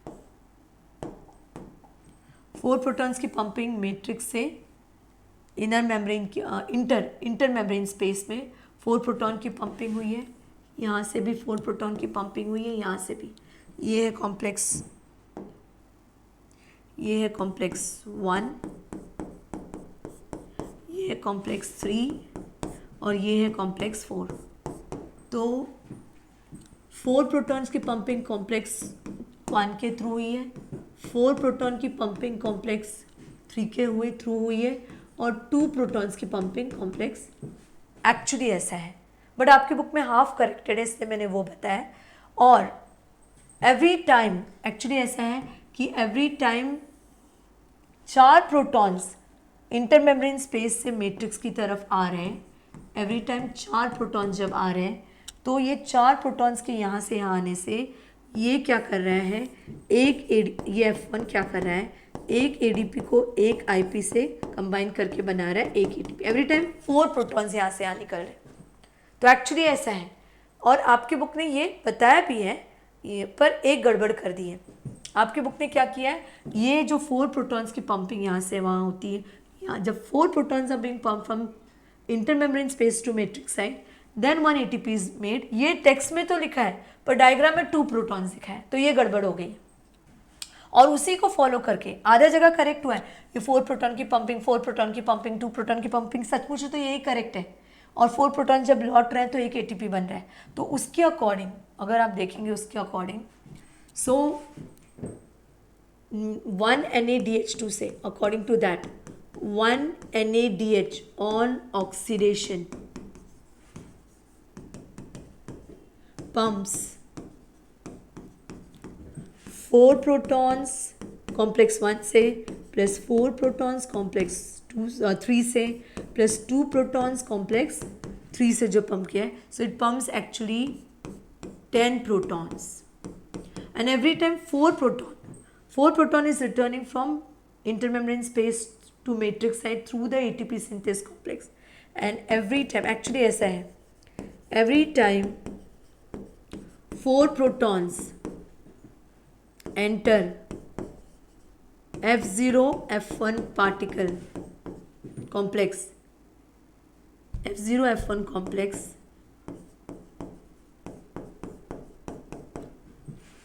from intermembrane space to matrix, then 1 ATP is synthesized, ऐसा है, ठीक है। तो टोटल कितने 10 प्रोटॉन्स की पंपिंग अगर NADH2 से हुई है तो 4 + 4 4 प्रोटॉन से एक ATP बना, दूसरे 4 प्रोटॉन से एक ATP और फिर 2 प्रोटॉन से हाफ ATP, सो एक NADH2 के पंपिंग से एक्चुअली होती है।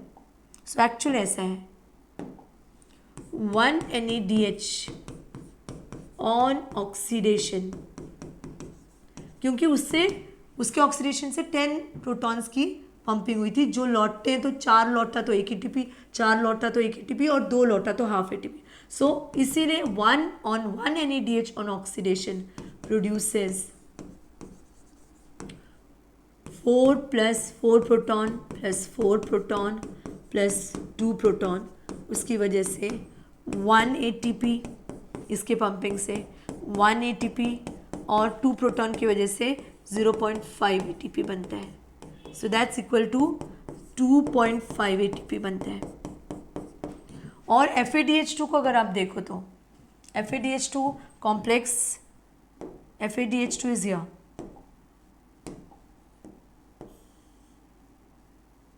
I mean FADH2 dehydrogenase और succinate dehydrogenase, it is over here complex 2, उससे जो FADH2, तो उस ये जो कॉम्प्लेक्स 2 है वहाँ पे बनता है, वहाँ पे FADH2 की एंट्री होती है और वो FAD+ बनता है, तो इससे जो इलेक्ट्रॉन्स निकल रहे हैं उस इलेक्ट्रॉन की वजह से कॉम्प्लेक्स 3 और कॉम्प्लेक्स 4 के पास उस इलेक्ट्रॉन की एनर्जी यूज़ करके 2 बार पंपिंग हो रही है, कॉम्प्लेक्स 3 4 प्रोटॉन्स और कॉम्प्लेक्स 4 से 2 प्रोटॉन्स। ये भी कॉम्प्लेक्स 2 से जो इलेक्ट्रॉन्स निकल रहा है वो भी आगे जाकर सेम रास्ता फॉलो कर रहा है जो कॉम्प्लेक्स 1 के इलेक्ट्रॉन्स कर रहे हैं, बस वो यहाँ पे नहीं, वो यहाँ पे उसकी एंट्री हो रही है। तो जो इलेक्ट्रॉन्स रिलीज हो रहे हैं FADH2 से, उससे 4 प्रोटॉन की पंपिंग यहाँ हुई, 2 प्रोटॉन की पंपिंग यहाँ हुई, तो 1 FADH2, तो 1 FADH2 ऑन ऑक्सीडेशन गिव्स, इससे कितने प्रोटॉन की पंपिंग हुई 4 प्रोटॉन्स प्लस 2 प्रोटॉन्स, सो इससे ये 4 प्रोटॉन जब वापस लौटा तो 1 ATP और इससे बना 2 प्रोटॉन्स जब लौटा तो 0.5 ATP, तो FADH2 on oxidation gives 1.5 ATP, ठीक है, क्योंकि उससे 4 + 2 6 प्रोटॉन्स की पंपिंग हुई, 1 FADH2 pumped 6 protons from matrix to intermembrane space, so 4 proton जब लौटा तो उससे एक ATP और 2 लौटा तो उससे half ATP, so actually this should be the case, but ये नहीं करेक्ट किया, आपके बुक ने हाफ करेक्ट किया है, आपकी बुक ने क्या दिया है कि 1 NaDH2 on oxidation gives 3 ATP, very important, and 1 FADH2, you can write NaDH or NaDH2, on oxidation gives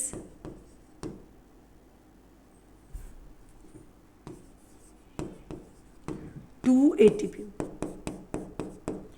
this can be the case जबकि एक NaDH2 से निकला हुआ इलेक्ट्रॉन से 3 पेयर ऑफ प्रोटॉन की पंपिंग होगी, तो 3 पेयर ऑफ प्रोटॉन और एक पेयर ऑफ प्रोटॉन जब ATP सिंथेस कॉम्प्लेक्स से लौट रहा है तो एक ATP बन रहा है, तब ये लागू होता है। और एक FADH2 जब इलेक्ट्रॉन रिलीज कर रहा है तो उससे 2 पेयर ऑफ प्रोटॉन की पंपिंग होगी, कॉम्प्लेक्स 3 से एक पेयर, कॉम्प्लेक्स 4 से एक पेयर। तो जब वो 2 पेयर ऑफ इलेक्ट्रॉन लौट रहे हैं, 2 पेयर ऑफ प्रोटॉन लौट रहे हैं ATP सिंथेस कॉम्प्लेक्स से, तो एक पेयर ऑफ प्रोटॉन से एक ATP, दूसरे पेयर ऑफ प्रोटॉन से दूसरा ATP, बुक ऐसा कह रहा है। बट एक्चुअली ऐसा नहीं है। अगर आप मान के चलो जो राइट है, which your book has shown,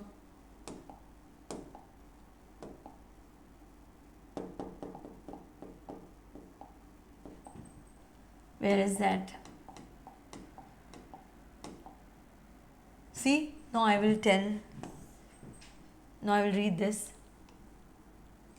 So your book has shown, which is correct, this is actually correct, that NaDH2 when it is oxidized to NAD, then the electrons that are released from NaDH, the energy released from that electron is used to pump 4 protons from matrix to inter, this is matrix, it's written over here,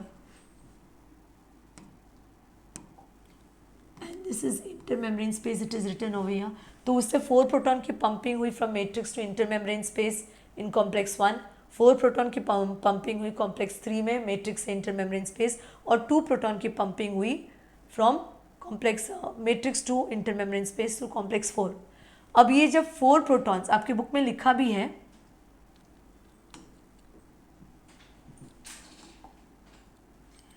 here I will read from here. You have already studied about the mechanism of membrane-linked ATP synthase as explained by chemiosmotic hypothesis in the earlier chapter. As mentioned earlier, the energy released during the electron transport system is utilized in, the energy released in the electron transport system is utilized in synthesizing ATP with the help of ATP synthase complex. ये है complex 5.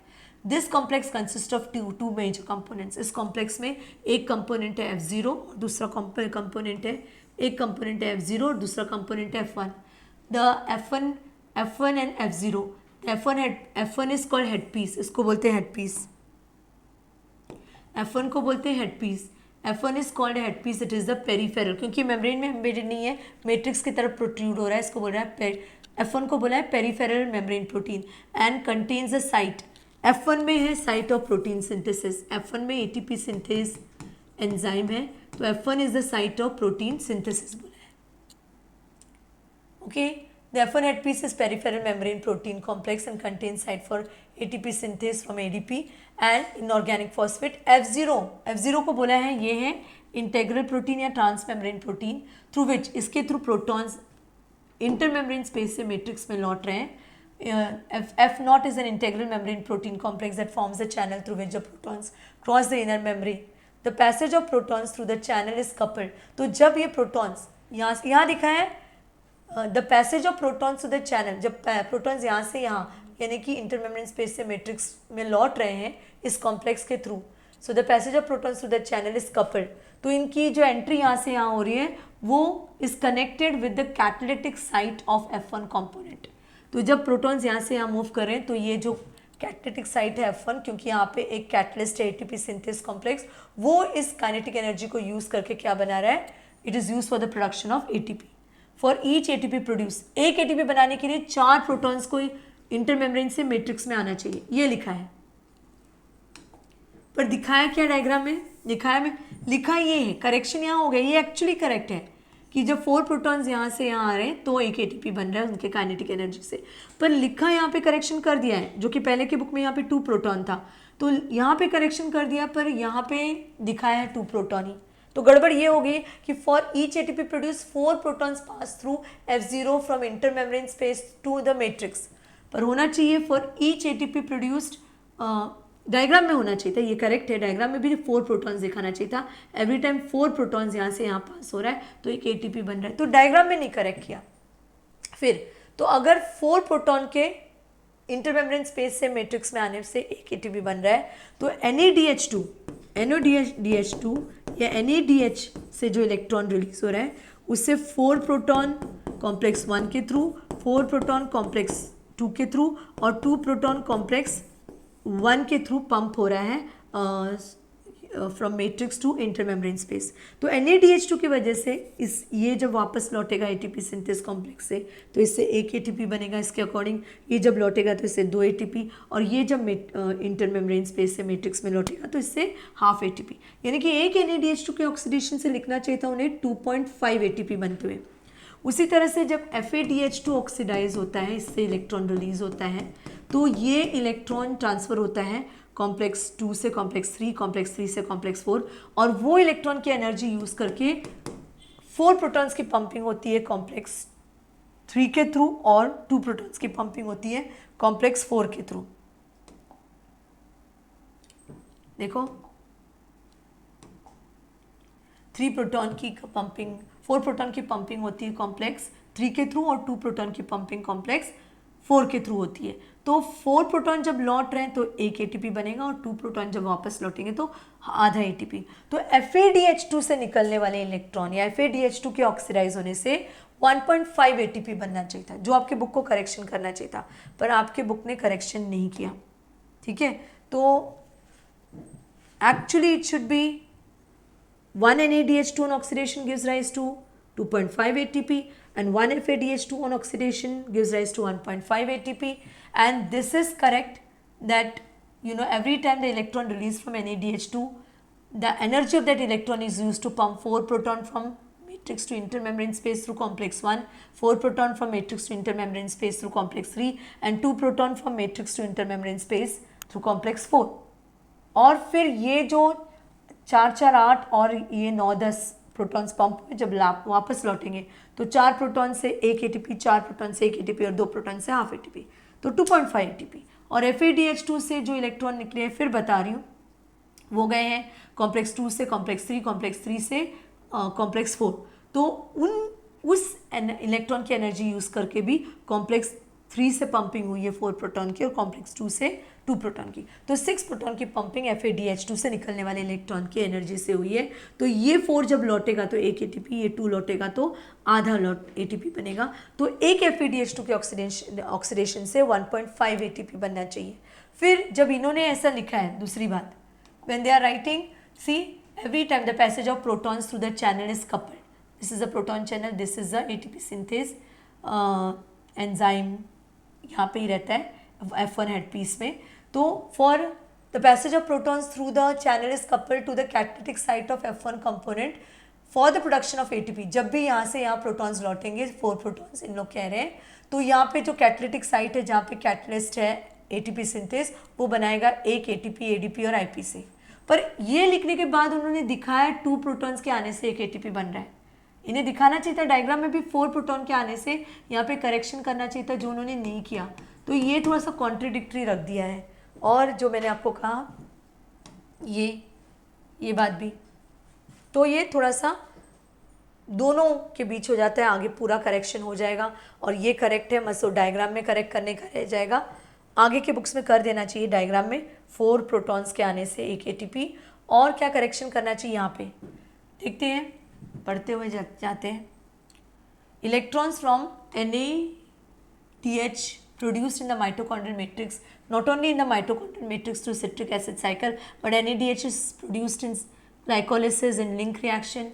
It will be oxidized by NADH dehydrogenase, that is complex 1, and the electrons are then transferred to ubiquinone. So complex 1 से Fe, FMN और FES के through होते हुए electrons ubiquinone को जाएंगे। Located within the inner membrane, ubiquinone membrane के अंदर है। Ubiquinone also receives reducing equivalent, यानी कि रिड्यूसिंग इक्विवेलेंट यानी hydrogen, ubiquinone hydrogen cast, ubiquinone is also receiving hydrogen via FADH2 FADH2 के ऑक्सीडाइज होने से, कॉम्प्लेक्स 2 में FADH2 के ऑक्सीडाइज होने से भी जो इलेक्ट्रॉन रिलीज हो रहा है वो भी कॉम्प्लेक्स किसके पास आ रहा है, यूबिक्विनोन के पास, वो भी यूबिक्विनोन के पास जा रहा है. That is via FADH2 complex 2 that is generated during oxidation of succinate citric acid cycle. इन लोग बता रहे हैं कि FADH2 कहाँ बना था, जब क्रेब्स साइकिल में succinate fumarate, succinic acid fumarate में कन्वर्ट हुआ था. सिट्रिक एसिड साइकिल यानी क्रेब्स साइकिल. द रिड्यूस यूबिक्विनोन को यूबिक्विनॉल यानी UQH2 को यूबिक्विनॉल और UQ को यूबिक्विनोन. द रिड्यूस्ड यूबिक्विनोन या जिसको बोलते हैं UQH2 या यूबिक्विनॉल भी बोलते हैं, is then oxidise with the transfer of electron to cytochrome, cytochrome C. तो ये फिर यूबिक्विनॉन अपना इलेक्ट्रॉन किसको दे रहा है, साइटोक्रोम C को. डायरेक्टली नहीं दे रहा है, कॉम्प्लेक्स 3 को देते हुए उसके बाद दे रहा है साइटोक्रोम C को via the cytochrome BC1 complex के थ्रू. यूबिक्विनॉन भी अपना इलेक्ट्रॉन साइटोक्रोम C को दे रहा है. Cytochrome C is a small protein, याद रखना, it is a small protein attach to the outer surface of the inner membrane. ये मैट्रिक्स की तरफ नहीं है, ये इनर मेम्ब्रेन के इंटर मेम्ब्रेन स्पेस की तरफ है, बाहर के चेंबर की तरफ है. It acts as a mobile electron carrier and transfers the electron between complex 3 and complex 4. Complex 4 refers to cytochrome C. इसको बोलते हैं साइटोक्रोम C ऑक्सीडेज. अभी देखना है इसको साइटोक्रोम C ऑक्सीडेज और कॉम्प्लेक्स 3 को cytochrome B oxidase, cytochrome C reductase क्यों बोलते हैं.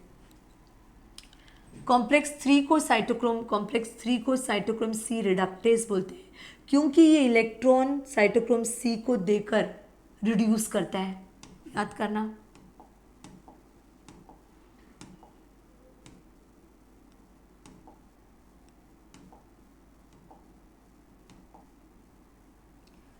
You call complex complex 3, which is actually cytochrome BC1 complex. You call it cytochrome C reductase because this complex cytochrome BC1 give its electron to cytochrome C.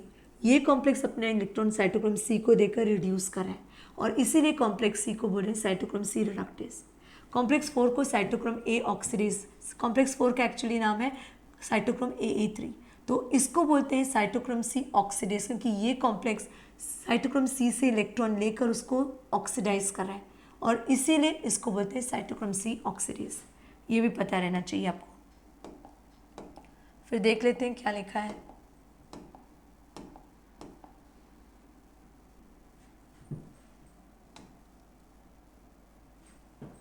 Complex 4 refers to cytochrome C oxidase complex इसको, and it has cytochrome AA3, इसमें है AA3 और इसमें 2 copper centres, एक ये जिसको copper B लिखा है और एक ये जिसको कॉपर A लिखा है. अगर आप ध्यान से देखेंगे तो यानी दोनों कॉपर ही है, बस अलग करने के लिए A और B लिख दिया है. When the electron pass from one carrier to another via complex 1 to 4, तो जब इलेक्ट्रॉन्स पास कर रहे हैं NADH से आए हुए इलेक्ट्रॉन और FADH2 से आए हुए इलेक्ट्रॉन जब पास करते हैं इलेक्ट्रॉन कैरियर के बीच via complex 1 to 4 in the electron transport chain, they are coupled to ATP synthase. तो इलेक्ट्रॉन का फ्लो ATP सिंथेसिस से जुड़ा हुआ है और ATP सिंथेसाइज कौन करता है, complex 5 using the enzyme ATP synthase जो कि हेड पीस में है.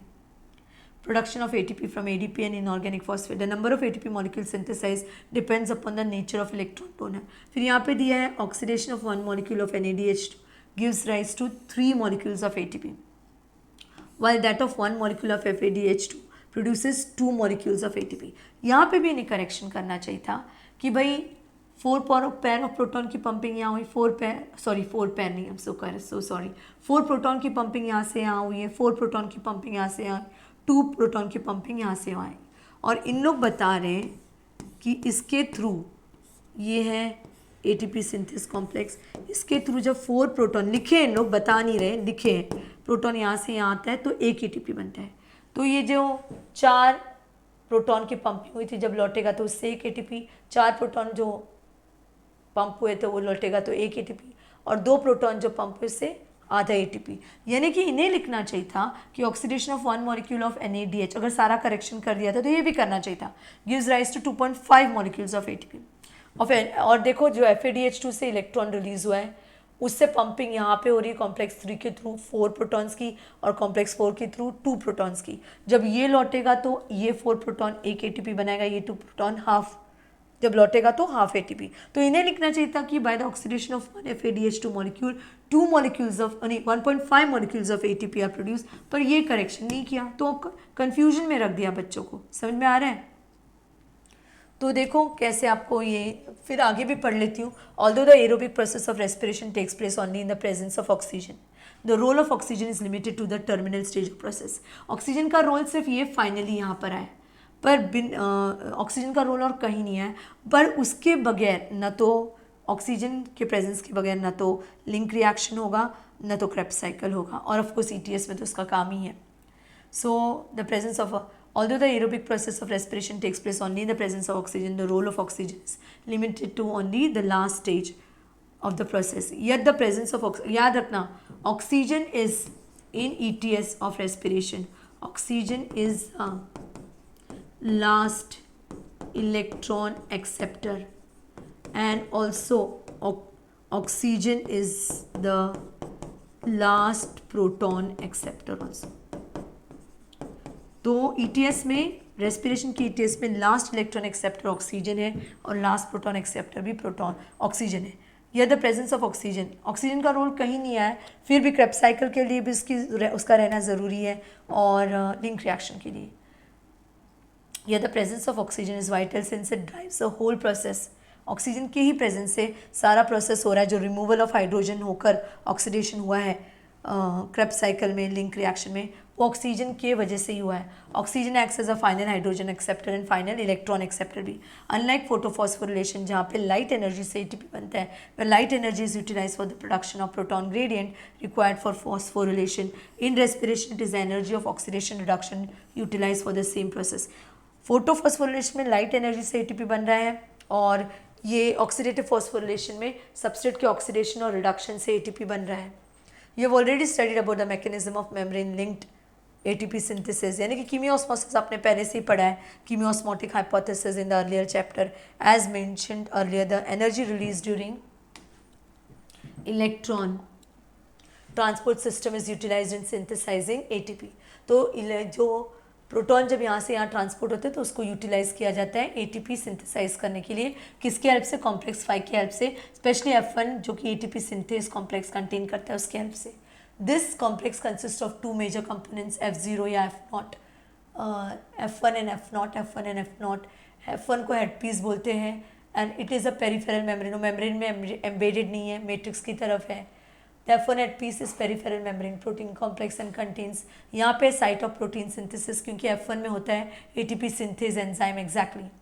सो F1 head piece is a peripheral membrane protein complex and contains a site for synthesis of ATP from ADP and inorganic phosphate. F0 is integral membrane protein, इसको trans membrane protein भी बोलते हैं। ये proton को अंदर enter आने देता है, तो इसे प्रोटॉन चैनल भी बोलते हैं। protein complex that forms a channel through which the protons cross the inner membrane. The passage of protons through the channel, जब प्रोटॉन्स इस चैनल से पास करेंगे तो ये it is coupled to the catalytic site of F1। तो protons का movement is associated with the catalytic site of F1, जो कि इन प्रोटॉन के मूवमेंट को यूज़ करके it will produce ATP। For each ATP produce, एक ATP इस कॉम्प्लेक्स से बनाने के लिए 4 protons have to pass from F0 to F1, from intermembrane space to matrix down the electrochemical gradient. ठीक है, तो एक बार आई स्टैंड करेक्टेड, मैंने आपको NaDH2 से 1 पेयर ऑफ प्रोटॉन पंप करते हुए दिखाया कॉम्प्लेक्स 1 में, another pair of proton pump होते हुए दिखाया कॉम्प्लेक्स 3 में, और थर्ड पेयर ऑफ प्रोटॉन करते हुए दिखाया कॉम्प्लेक्स 4 में। बट एक्चुअली 4 प्रोटॉन पंप हो रहे हैं कॉम्प्लेक्स 1 के थ्रू, 4 प्रोटॉन पंप हो रहे हैं कॉम्प्लेक्स 2 के थ्रू, कॉम्प्लेक्स 3 के थ्रू, और कॉम्प्लेक्स 2 के थ्रू कोई पंपिंग नहीं होती, और 2 प्रोटॉन्स पंप हो रहे हैं कॉम्प्लेक्स 4 के थ्रू। पर मैंने क्यों पेयर ऑफ प्रोटॉन की पंपिंग दिखाई? क्योंकि आपकी बुक ने आधा अधूरा बात किया है। पहले जैसे आपके टेक्स्ट बुक में था कि भाई एक NaDH2 के ऑक्सीडेशन से 3 पेयर ऑफ प्रोटॉन की पंपिंग हो रही है, एक कॉम्प्लेक्स 1 में, एक कॉम्प्लेक्स 3 में, एक कॉम्प्लेक्स 4 में, और जब ये पेयर ऑफ प्रोटॉन लौट रहे हैं F0 F1 कॉम्प्लेक्स से, तो हर पेयर ऑफ प्रोटॉन एक ATP बना रहा है, तो इसलिए 3 पेयर ऑफ प्रोटॉन्स की पंपिंग से 3 ATP। और एक FADH2 जब ऑक्सीडाइज हो रहा है तो उससे जो इलेक्ट्रॉन हो रहा है, मैंने आपको क्या पढ़ा है, उससे 1 पेयर ऑफ प्रोटॉन की पंपिंग हो रही है कॉम्प्लेक्स 3 के थ्रू और 1 पेयर ऑफ प्रोटॉन की पंपिंग हो रही है कॉम्प्लेक्स 4 के थ्रू। और जब ये पेयर ऑफ प्रोटॉन लौटेंगे एटीपी सिंथेस कॉम्प्लेक्स से तो एक पेयर ऑफ प्रोटॉन लौटा तो एक एटीपी, दूसरा पेयर ऑफ प्रोटॉन लौटा तो दूसरा एटीपी। तो FADH2 के ऑक्सीडेशन से 2 एटीपी बनता था। बट एक्चुअली जो ये पहले के बुक में था, तो अभी आपके बुक ने करेक्शन किया है और वो राइट भी है, पर पूरा करेक्शन नहीं किया, 2 जगह करेक्शन नहीं किया। अब आपके बुक को करेक्शन करना चाहिए था कि because of NADH2 being oxidized और NADH being oxidized, 4 protons are being pumped through complex 1, 4 protons are being pumped through complex 3 and 2 protons are being pumped through complex 4. And because of oxidation of FADH2, 4 protons are being pumped through the complex 3 and 2 protons are being pumped through complex 4. फिर आपके book को बोलना चाहिए था कि when every 4 proton are returning from the ATP synthase complex, they make 1 ATP. So because NADH2 has pumped 4 plus 4, 8 and 8 plus 2, 10 protons. So these 10 protons when they return through the F0, F1 complex, the 10 protons which are pumped by the NADH, when they return, so 4 will make 1 ATP, 4 will make 1 ATP and last 2 out of the 10 will make half ATP. तो इनको बोलना चाहिए था एक NADH2 से कि oxidation से 2.5 ATP हो रहा है, जो नहीं करेक्शन किया, तो इसलिए और एक FADH2 से 1.5 ATP बन रहा है, जो नहीं करेक्शन किया 2 ATP रहने दिया और 3 ATP रहने दिया। तो इसीलिए ये थोड़ा सा कन्फ्यूजन हो गया, पर इसमें आपको कोई सोचने की ज़रूरत नहीं है। क्वेश्चंस जैसे आएंगे आप वैसे आराम से आंसर दे देना। मोस्टली आप यही याद रखना कि एक NADH2 से 3 ATP और एक FADH2 से 2 ATP, ठीक है।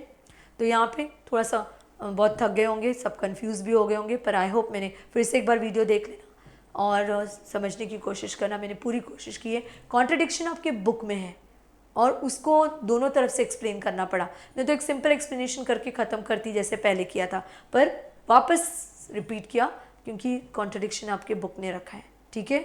सो आई वाइंड अप नाउ और सबको बाय और अच्छा करना, अच्छा प्रिपरेशन करना। नीट एग्ज़ाम क्लोज आ रहा है और जो 23 के लिए प्रिपेयर करें, 24 के लिए जो प्रिपेयर करें उनको तो काफ़ी टाइम है। अच्छे से बैठकर सब वीडियोस देखना, अच्छा पढ़ना, टेक्स्ट बुक काफ़ी अच्छा पढ़ना। आपके लिए तो चैप्टर्स का भी रिडक्शन हो गया है, जो आपको पता चला होगा कि अब इतने चैप्टर्स नहीं रहेंगे, कुछ चैप्टर्स निकले हैं, तो वो भी देख लेना कौन कौन से चैप्टर्स निकले हैं, या बाद में मैं ही डिस्कस कर लूँगी, ठीक है। तो that's all for now, bye.